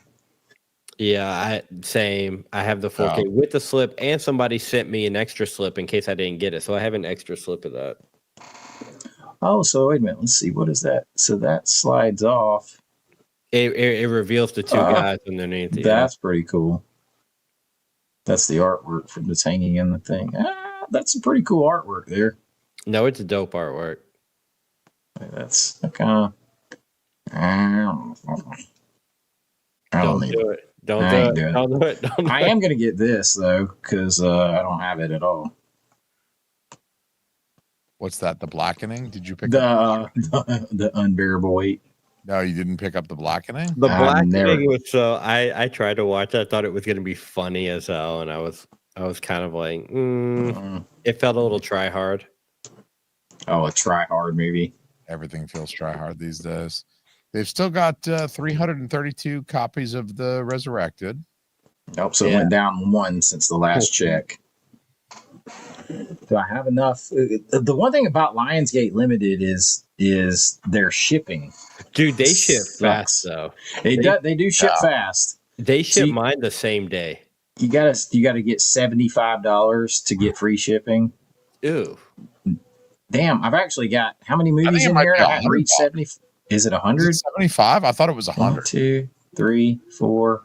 Got 5 movies in here, and I'm not to enough of it yet. That's excellent though. That speaks well of the sale. Yeah, you've got 5 movies in there, and you're not hitting free Steelbook 4Ks and stuff too. When's mine coming? Because I got a notification. It says Monday, but I'm pretty sure mine's like already in Dallas somewhere. I can't pull. Oh, I gotta add. That's what it is. I gotta add Third Man. Now I'm over it. because that's going to kick me up to Yeah, 103. my Lionsgate. I ordered it 3 days ago, and it'll be here tomorrow. It would have been here today, but Thanksgiving. So Yeah, Thanksgiving. that's I would have crazy. the killer in my hands right now, but Thanksgiving. God dang it. Yeah, so for me tonight, it's going to be the Lionsgate stuff, and I think the only thing I'm buying from Vinegar Syndrome is Blue City, and I'm grabbing Chance a copy of The Resurrected. Yeah, I bought the Resurrected and Revolver One. That was it. I'm actually going to bed tonight, a responsible adult. I didn't even have to dip into my kids' college fund tonight. I thought I was going to dip into my kids' college fund. Look at that. Nice. The college Look fund at you. remains unmolested. I'll tell you what I bought after the stream. Oh yeah, I'm kind of interested in that. One I've been wanting for like a while, and it was like it finally went down till I was like watching it. I think you bought it, like Summer Camp Girls. Is that the one? Oh yeah, Summer Camp Girls. I like the sounds of that. It was like I think when you bought it, it was still at 100 or something, but it was now to 20. I've been watching it, so I was like, time to grab it. Like it's exactly like it's like a Friday the 13th movie could break out at any minute, or it's like Little Darlings meets an early Friday the 13th, but then it's adult film. But like they had like great film quality on a lot of stuff. Then like they film stuff seriously. Like it cracks me. I was thinking about this the other day, and I may make a Patreon video about it. It cracks me up how much people admire like Boogie Nights and what that movie was really about, and then trash what they were making. Yeah. Like now it'd be like, all these like housewives who love these like real crime things, but like shun the filming or the making of the real crimes. Mm-hmm. It's kind of crazy. No, but Chase, for real, it's on sale for $14.99, and there's only 2 left. I would recommend it to either of y'all on Amazon. The Roommates on Blu-ray. It's a double feature. It's The Roommates and A Woman for All Men. I've never heard of that, but it's like the first time on Blu-ray, and I would very highly, especially you, Chase, I think you would love The Roommates. And that's 1973? 1973. It is very much a summer camp. It follows like 4 girls. It's very much a coming-of-age movie, but there's some shit in there that you're like, did they just throw Psycho in here for no reason? Is it? Like, yeah, interesting. I see somebody stabbing the pillow. Yeah, it like, because I looked it up and I was like, is this horror? I even like ChatGPT did, and they're like, no, it's got some elements of suspense. Like, it is the craziest. It does not belong in that movie side plot ever. Yeah. So are these like softcore or what? No, The Roommates is not. I don't know what A Woman for All Men is. I've never seen that, but The Roommates is not softcore. It is. You see some nudity in it. There's a whole subplot with this boy who is trying to get with his camp counselor, kind of a thing, but you don't really see anything. You hardly see any nudity in the movie. It's not like that. Yeah. What is with YouTube adding like a lot of you guys adding like numbers behind a lot of your names? Like Becca, I know you haven't been Becca C5259. What is going on with all that? I heard somebody else on the stream talking about that. I've heard a few other non-physical media YouTubers talk about that too. How YouTube is doing this. They're testing something right now, I guess. Interesting. I forgot what it is, but it's stupid. The Lionsgate looks like Lionsgate is going to get the lion's share of my money now. How much did you get? It's $103, but that's for 6 4K steelbook, or for 6 movies, 6 movies, 4 4Ks, and our 4 steelbooks, and the 2 Vestrons. I'm a little on the fence about the Vestrons, because I feel like they'll go on sale again. I don't necessarily have to. This is okay. Here's my I will vent on your channel and not mine, because we talked about this privately. So Orbit DVD. I'm looking at Summer Camp Girls online. It's like $16 standard. Orbit has it used in their used section with the slip for $60. Didn't this man go on a live stream and said he doesn't scalp or do those? Yeah, he does it really bad. He does it really bad. Like, I love Orbit. They ship fast as hell. I think Yeah, the guy is cool as so hell. fast. But he lied and said we won't do those scalp. Like, yes, you do. Like, Yeah, they do. They really do. And I get it. They got to make their money, but he does it crazy. $60 for that with a slip. It didn't even cost that much when it came out, and it's still available. You can still buy the movie on Melusine right now for $16, but it's 60. That's crazy. Yeah, that I'm not a fan of that kind of thing. I wasn't a fan of the running to YouTube to talk about stuff before when all that was going on, and you see how that's all ignored now with like Vinegar Syndrome and Strike Back. But yeah, because I'm still looking at their used Orbit's used section to see if they got anything good. They don't have a lot. Orbit doesn't have a lot of stuff on their Black Friday sale either. No. Dude, I love it. I love that Vinegar Syndrome is saving us money. Yeah, that makes it easy. Dude, a really good one, if anybody's looking for this, I don't need it, but the Umbrella Slip Edition used of House of the Devil is only $12.99 on Orbit right now. Not bad. Oh, nice. That's a really good thing. They can't give this thing away. No, they can't. What is it? It's the edited version of Crocodile Dundee. Good luck with that.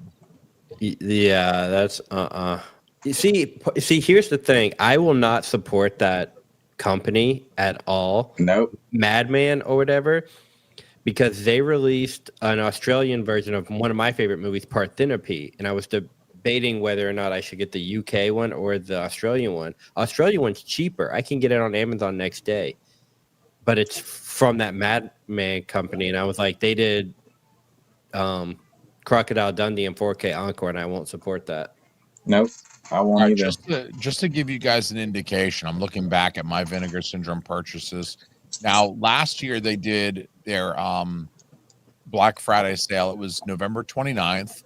So it was a year ago, basically. Yeah. On November 29th, I spent 108 plus 48 plus 23. So let's just call that 110 plus 50 plus 20. So I spent like about $180, almost $200 on Vinegar Syndrome last year, a year ago. Ooh. Oh, like on their sale, or like at one time, or just in general? No, just all on the 29th. I placed 3 orders on the 29th. So that was like, one single day, and they just had enough. They had enough good stuff going on. The Keep was going out of print and stuff like that. That like, I just wanted to jump on it, and it's wild. I'm trying to look back and see what I spent. Well, I don't want to put my all of my my credit card info and everything up on the screen. Let's see. Yeah, get you I've only spent 123 plus 47. Let's see. Really bad at math. 123 plus 47 is 170. Yep. So I spent 170 so far this year, but I've only made to February and halfway to Black Friday. Let's see. We need a lot of pages of orders here. Joy of Sex, Carpenter, Drop Zone, and Sleeping Beauty is all I've bought from them this year. So I made 2 orders, 110, 21, and 95, 38. So $205 I spent with them last year for this. I ordered Congo, Blood Tracks, Power of Grayskull. That documentary was just, I love I'm a documentary dude. I like documentaries. I do like a documentary. And I ordered The Keep and Sliver. So, I didn't get Mr. Goodbar then. I finally did go back and get it, but I didn't get it then. I definitely spent way more last year. Like, I'm about to add this up. Like this year compared to last year, I've spent way more last year on Vinegar Syndrome. They got me my stuff fast last year because it was fulfilled, delivered on December 12th. Damn, dude, for real? Yeah. Holy shit, dude. I waited till, oh my gosh, I need to look now to see how I have not seen that. I haven't seen Orgy of the Dead. Oh my gosh. It's an old, weird movie if it's the one I'm thinking of. They're dancing around the graveyard and stuff.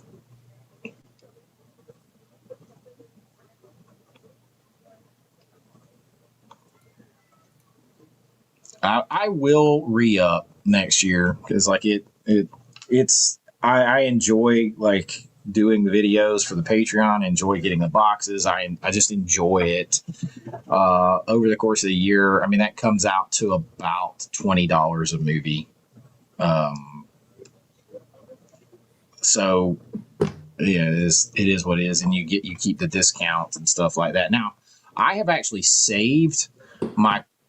The one thing I'll say be different next year than this year is most of the stuff that I wanted to buy with my subscriber discount, I will have already bought. So, like the back catalog, I mean. So, yeah. There won't be as much.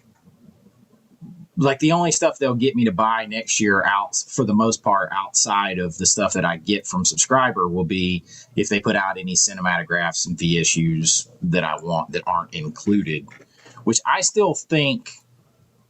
really think when you have a subscription like that, like maybe not the cinematograph, but like the VSAs, I feel like those should be included in the subscriber thing. Oh, 100, yeah, 100%.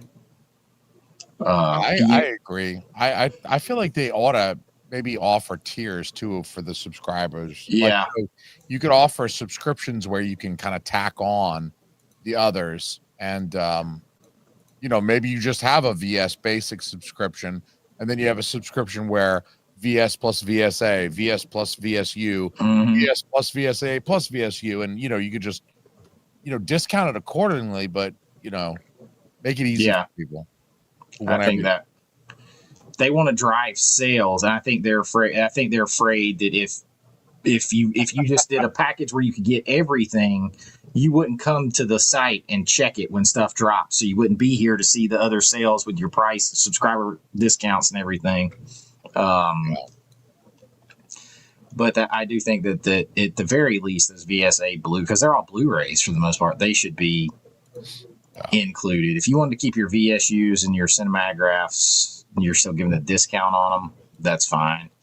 But it really will break down to actually just almost exactly $20 per movie over the course of the year. So that's not bad at all. Not bad at all. And when you really think about it like that, it's not that bad, because that's a lot of 4Ks too. That's a lot of 4Ks. It's not.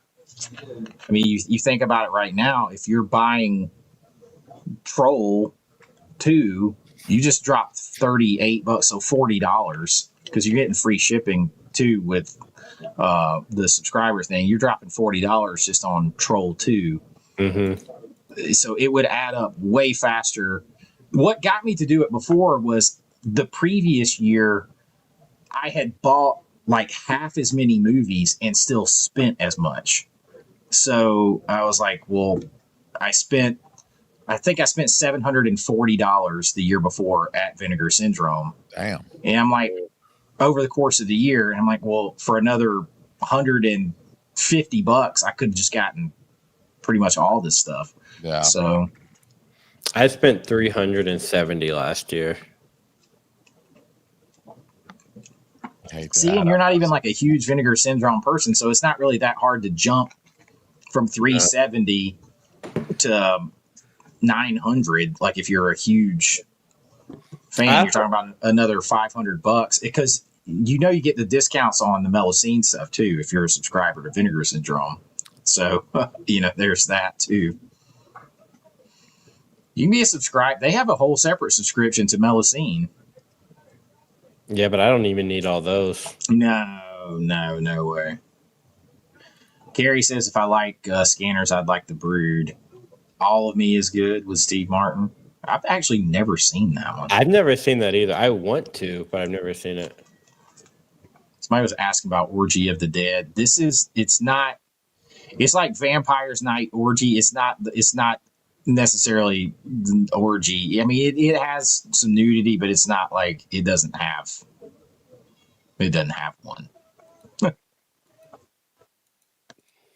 Like it's like this weird. It's weird. Just a name. Yeah. There's a it movie all takes place like here for the most part in this cemetery. Like, damn it, don't do that because I can't scroll through. Oh wait, hold on, shit, I'm on the wrong page. I can scroll through. Hold on a minute. I got to get past what I can't show. There's a lot of boobies here. Yes. I mean, this is going to give you an idea, like everything takes place. It looks like they made this set, this like Elvira-esque cemetery set, and everything kind of like takes place here. And they've got a Dracula and a mummy and a Wolfman, and I like the art design, like the set design. Yeah, the costumes are silly, but I like the set. Yeah, it's like it's old school. Like, is he supposed to be the mummy? Yeah. So it's not. I mean, it's not like if you like those kind of movies, you'll like it, but it's not one that I feel any need to purchase at all. I have seen it. I couldn't remember if I had seen it when I started watching. Like, oh yeah, I've seen it. Some of these chicks have absolute cannons. Yeah. Oh man, that is a gold comment. This is a solid gold comment, Ed. That's a lot of nude dancing with like not much else going on, and more like topless dancing. Topless. Yeah. Because it's not full shaved, like Return of the Living Dead, where she ain't got nothing. There ain't a hair on her body below her eyebrows. You see everything. Oh yeah. No, I have not seen the John Candy doc yet. I Like Me, but I really do want to watch that. You know what? I want to watch that, but another part of me is like, I am not emotionally prepared for this. Yeah, I'm not. I'm gonna be a blubbery mess. Me and my brother were such big John Candy fans, like watching like all those guys, like because we grew up with like the height of Saturday Night Live.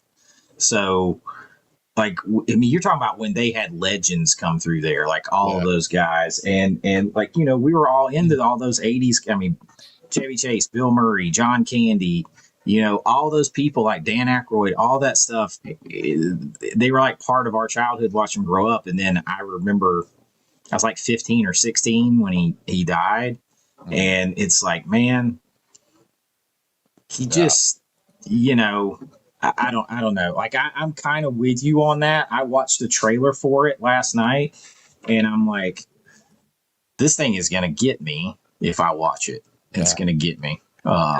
That's how I feel about the and I still haven't watched it because the trailer gets me. The Michael J. Fox documentary on Apple. I haven't seen that. I haven't seen that one either. I feel like I'm going to absolutely love it. I'm just not emotionally prepared for it. Yeah, I just it's like I can't. I know I won't be able to. Becca says, "Does the mummy have a zipper to take his junk out?" Damn right. You don't want to have to unwind all those bandages just to get your junk out to be. You see there, like him getting ready, and she's just sitting there, like he's still like undoing his shit. Phase 4, I haven't seen. I have never seen Phase 4. What is it down to? I know it's getting low. It was very low. Last I checked, it was like in the 40s, I think. Only 34 left. That was one. I'm the same with you, Chase. I want it, but I don't know if I like it. And that is incredible looking. Like, there's some cool artwork. Look at, like the shots look amazing. They sure do. Has anybody seen it? I have not seen it. So I I haven't seen can't. it either. It looks pretty sick, but I don't know. They got some macro shots like crazy in there. Dude, don't they? And this is 70s, if I'm not mistaken, isn't it? 73 or 74, I think. 74, yeah. Yeah, there you go.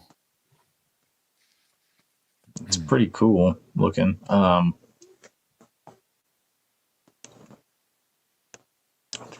set. Looking at one.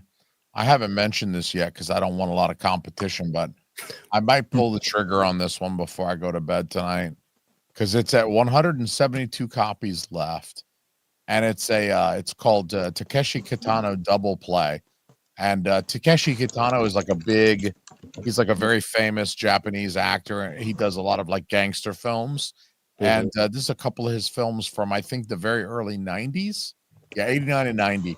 So this is like a double packet of a couple of movies of his, so it's 2 movies for $22.49 with a cool slip cover. They're Japanese films, so they're not chopsaki, but like his gangster films are usually pretty raw, just like, people getting shot in the face and the movie's over. They're usually pretty unflinching. And I've enjoyed his films that I've seen. I've got Fireworks. He did a movie in the United States with Omar Epps, I think, called Brother. I saw that in the theaters with my brother, and that was a good one. I'm looking forward to that actually coming out on 4K. I'm like waiting for it to come. I think Imprint did a Blu-ray of it a couple of years ago, but I'm waiting for a domestic company to put it out, hopefully on 4K. But I'll buy Brother. And so Takeshi Kitano, he's an actor. He did a Zatoichi film. I really dig Takeshi Kitano a lot. So for $22.50, I'm gonna pull the trigger on 2 movies. It's like $10 each, basically $11 each, and I'm gonna add those to my existing order of Reviver 1 and The Resurrected. I think it's not bad. I mean, anytime you get 2 movies, it kind of like sweetens it. That's why I was like the Vampires Night orgy thing that is and I think it will probably still be around. But like this is the kind of the same thing. You get that sweet like side loader slip and the slip inside, and it's 3 movies and all that kind of stuff for $20, $22 or whatever. $22 for 3 movies? 3, yeah. Not at all. That's a good value. And then one of them is shit.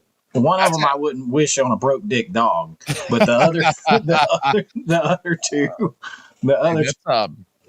that's one of those things where, like, I mean, you think about the cost of a rental today.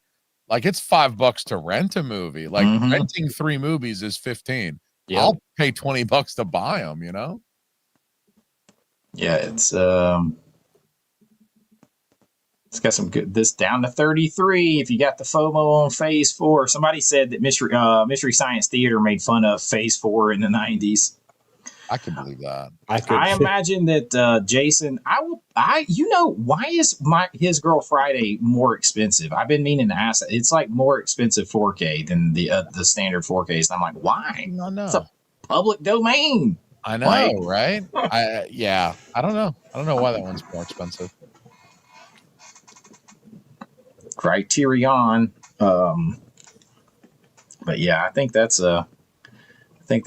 I mean, now I'm kind of on the fence about Phase 4. I'm not going to let FOMO get me on that. I don't think I'm going to try. I'm going to stay strong. I'm going to stay strong on that one. I'm thinking I would probably watch it once and I wouldn't watch it anymore.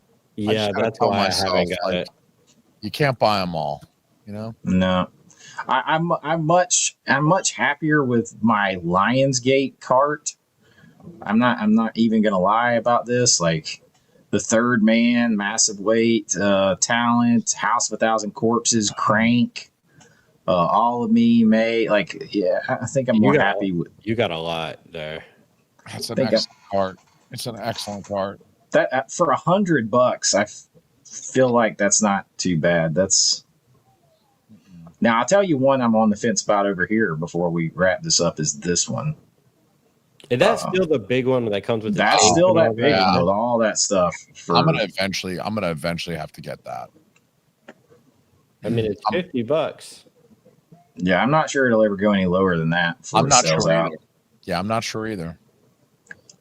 What do we got for copies left on that? It doesn't say the count, right? Doesn't say. Yeah, I think it's got to be less than 300 for them to put the count up there. Well, I say I've never seen the count on their website. Once it hits less than 300, it appears down there, like right around where it's like add to cart. It's either right above that or right below those buttons. It'll have the number, but only once it dips below 300. Okay, because I remember when the descent was happening, people were like, "Oh my god!" It's like on Instagram, they were like, "The numbers are going," and blah blah blah. I'm like, where are y'all seeing this? Yeah, it's right there, but it's only on the ones that are low. So that's how I knew Basic Instinct and Jackie Brown were about to sell out. I was like, "Oh shit!" You like didn't those say are low. shit. You didn't say shit. He kept that right to himself, dude. I would have said something. I didn't know you guys didn't have that shit. I thought I was behind everybody. You got to speak up, bro. Well, Chase has the other studio. Is it the same transfer, Chase? Do you know? Of what? Basic Instinct at Studio Canal. Yes. I gotta pee again. I'm gonna die. I think it is the same. I do have that, so I'm a little more okay. But like, do you think Arrow is going to do something new to Red Sonja since Studio Canal also did that 4K? They need to, because that's not a good 4K. That's why I haven't bought it, because I've heard. Just in general. But that artwork right there was worth the $30 I paid for that Steelbook 4K, because I got it before it sold out, and like now it's like $200 if you want to buy the damn thing on eBay. Yeah, I was gonna get it while it was still pretty low, but the side by sides I've seen on YouTube, I just couldn't justify it. So Arrow putting it out makes me so happy. Yeah, I'm pretty happy about that. I want that in Salem's. I have never seen The Conversation. I've never seen it. So it's kind of slow. I've only seen it once, but it's been high school maybe. I just remember it being kind of slow. Enemy of the State is very similar, but much more Tony Scott action packed. That's one of Rish's favorites. She likes Enemy of the State. I love Enemy of the State. But is it Touchstone? Yep. I think it probably is. Mm-hmm. I couldn't remember if it was Touchstone or Hollywood, but it's owned by Disney. I know that. Carrie says, Conversation is so awesome. Looks amazing. Also, early Harrison. Oh, Harrison Ford is in it. Damn you. You're like, fuck. Well, shit. Did you already Add to cart. Did you already place the order for the cart yet? No. Oh, okay. You're good. Okay.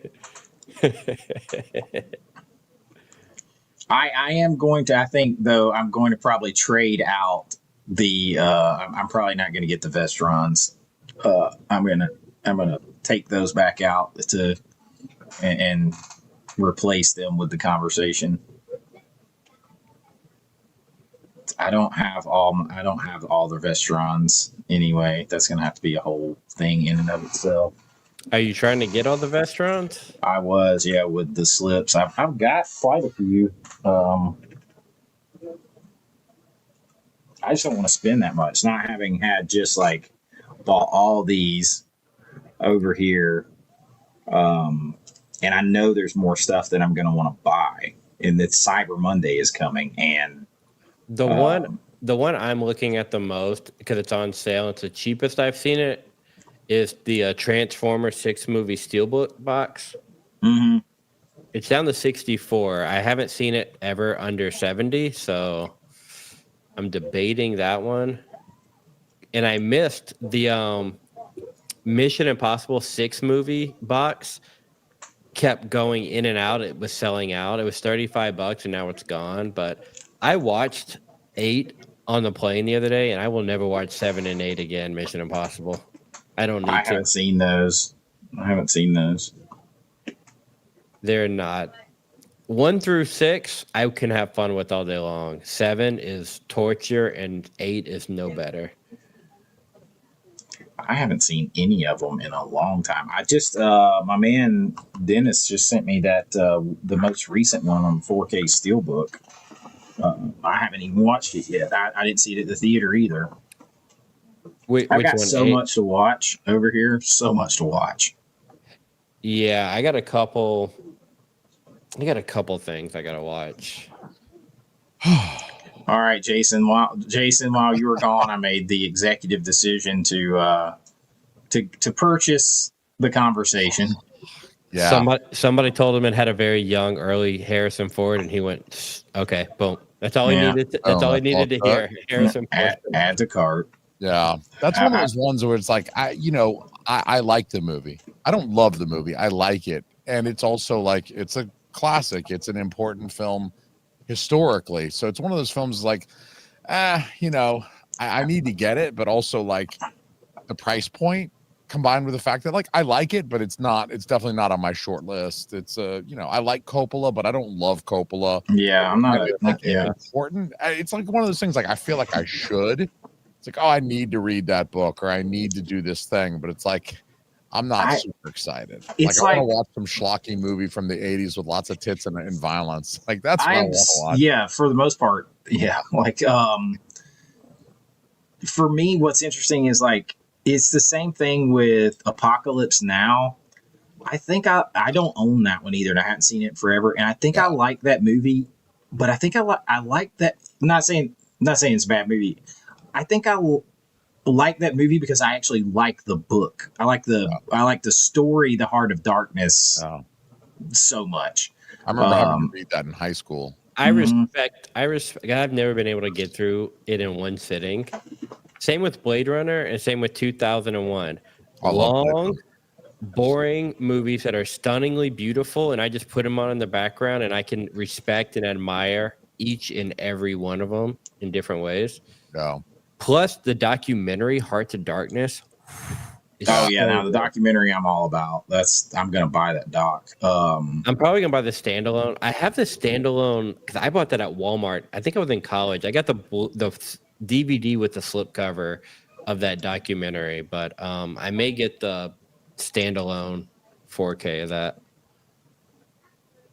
Oh, we got The Descent and Jacob's Ladder over here too. I just don't think I can. I don't know. I need to try to watch it again before I buy it. Back in? I thought that was. Yeah, no, it's out. So I've got time to think about it. Yep. Jacob's Ladder. Jacob's Ladder low. It doesn't see a number. It doesn't have a number count. That it's pretty new. I find that Lionsgate, like I respect what Lionsgate does. I don't love the artwork of Jacob's Ladder, especially compared to the UK Steelbook. The UK Steelbook is much more beautiful artwork wise, but whatever. It's probably the same transfer. I like what Lionsgate Limited does. I like that their stuff is limited, but not like too limited. Like they give you a good like 6 months, 8 months to buy. It's not like some of this Vinegar Syndrome stuff, like The Keep, sold out in one weekend. It's like you got to make a split decision on that stuff. So there's much more impulse buys with Vinegar Syndrome, whereas with Lionsgate Limited, I feel like they allow me to take my time to be more calculated about my purchases, and I always respect that. They also always, after the US comes out, they release it in the UK. Oh yeah, that's true. If you really, really want it, like if you missed the Kill Bill Steelbooks, they re-release those in the UK. Yeah. If you really wanted them and missed it. Yes, they did. And I'm with Carrie Witt. I will not stand for any Blade Runner blasphemy. Blade Runner is a phenomenal film. No, I love Blade Runner. I just think it's a little. I can't say the word boring because everybody just gets fucking all up in arms. I've watched that movie more than I've seen most movies. I respect the hell out of it. Dangerous Days, that 4-hour documentary. Dangerous Days is one of the greatest making of anything. Damn. Have you ever seen Dangerous Days? How Tony Scott had to basically fight. Oh, it's so good. It's like 3 hours long. It's so good.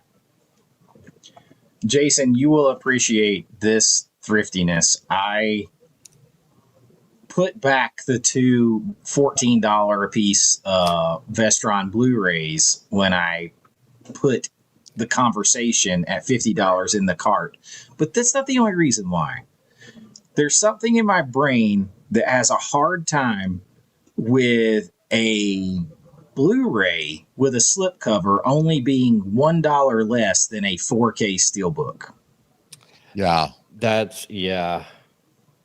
Like I kept thinking about, I'm like, wait a minute. Like, why is it only $1 less than the 4K steelbook of Crank or The Unbearable Weight of Massive Talent? Like, I will say that a $15 Blu-ray with a slipcover is a pretty good deal. Oh, it is. A $15 steelbook, 4K steelbook is a really damn good deal. Yes. Yeah. Way better deal. With the slipcover. Yep. Like I got freaking I sent you guys a pic of the American Pie steelbook I got yesterday for. How would you buy it? $20. Oh yes, I did for $20. Yes, sir, I did. It was the last copy they had. Yeah, you better believe for $20 I bought the 4K of American Pie. Yeah. I am glad I waited on the slip because I got the 4K slip for $13. I feel good about getting that big conversation, that big set, the Third Man, The Unbearable Weight of Massive Talent, The House of a Thousand Corpses, Crank, all steel books for $115.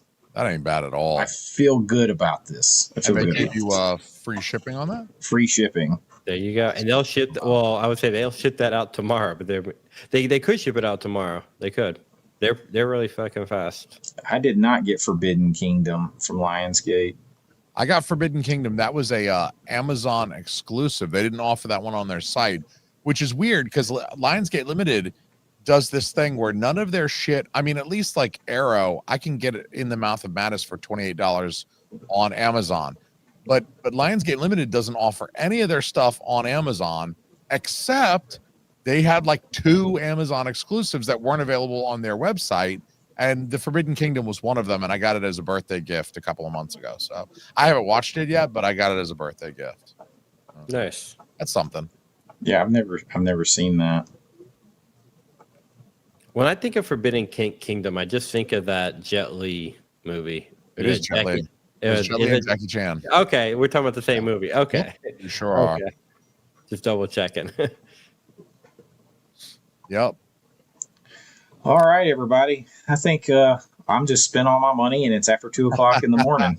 So, dude, this is way better than getting up at my buddy Jimmy, RIP, and I. We stayed up all night. Thanksgiving night, I went over there at like 9 or 10 o'clock. We watched some movies. We watched some South Park. It was like 2 or 3, and we still weren't asleep yet. And he was like, "Yo, dude, do you want to go to a Best Buy and just stand there and wait and just do the Black Friday thing?" I was like, "Yeah, sure, fine, whatever." And we did. We went to the Best Buy. We got there like 4 in the morning. We stood outside in the cold, waited to get in there just to buy Once Upon a Time in the West on DVD for $5. It was ridiculous Black Friday. I mean, it wasn't worth it. I should have slept. The idea that you just got all of those great deals. I mean, and you did it from the comfort of your own home, and you get to go to sleep in 10 minutes. Yeah, that's like it's like Black Friday shopping. That is how you Black Friday shop. Is exactly how you do it. We started on Vinegar Syndrome. All said fuck that and moved to Lionsgate. I know. Like I'm over here adding stuff. Oh, dude, they got King of New York for $22.50 as well. Did you guys get the King of New York steelbook? I did not. I did not get it. I have not yet. I'm $22.50. I mean, like Vinegar Syndrome is selling VSAs of some Hong Kong shit you've never heard of on Blu-ray for $22.50 right now. This is true. And you have to wait for their sale to get it for $22.50 instead of $27. This is a 4K of a movie with Christopher Walken and Lawrence Fishburne and what's his name, David Caruso, for $22.50 for the 4K steelbook. Wesley Snipes. This is a much better, Wesley Snipes too. This is a much better value, personally, in my opinion. King of New York for $22.50 on 4K steelbook versus some Hong Kong shit I've never heard of in a VSA for $22.50. It's just it's ridiculous. Yeah. I would have to agree. Yeah, I'm just gonna wait to see if the numbers drop on that. I'm gonna get it.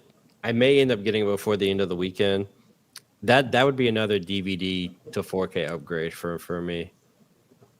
I have not seen that movie in like 15 years, 20 years maybe. I haven't seen that movie it's probably been about 20 years. I have the DVD, and the DVD came with like a slipcover. I don't have one of those early DVD slipcovers. I love it. All right, everybody. Thank you for the live stream. I appreciate that. Cannot believe there's still 120 of you in here hanging out with us, but I appreciate the hell out of it. The real ones. Real ones. You right are there. You are the serious real ones. There is no way I can say thank you to everybody that's in here tonight because so many of you have hung out for so long. It's very cool. I remember telling Jason, I was like, I don't know who'll be on here with us.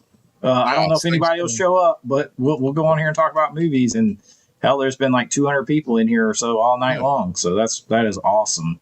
That is awesome. I think there was a good chance that like people are going to be around and chilling because it's I mean, it's Thursday, Friday early. It's people are off, people are chilling. Well, and that's like hardcore movie people. Like our families have probably all gone to food coma, Betty by early. So, but yeah, thank you everybody. Thank you so much, and make sure you're subscribed to everybody's channels. See Brian at The Last Movie Standing, Jason at Movie Mass 4K, and hell, at this point, you'll probably have another video from me in a few minutes. At what time is it here? Becca's still in here. Becca's a real one for sure. Appreciate it. John Doe Juggalo still in here. Robert, Gary, Jeff. But all right, everybody. Happy Thanksgiving. Happy Black Friday. Eat some leftovers. See you later. Bye.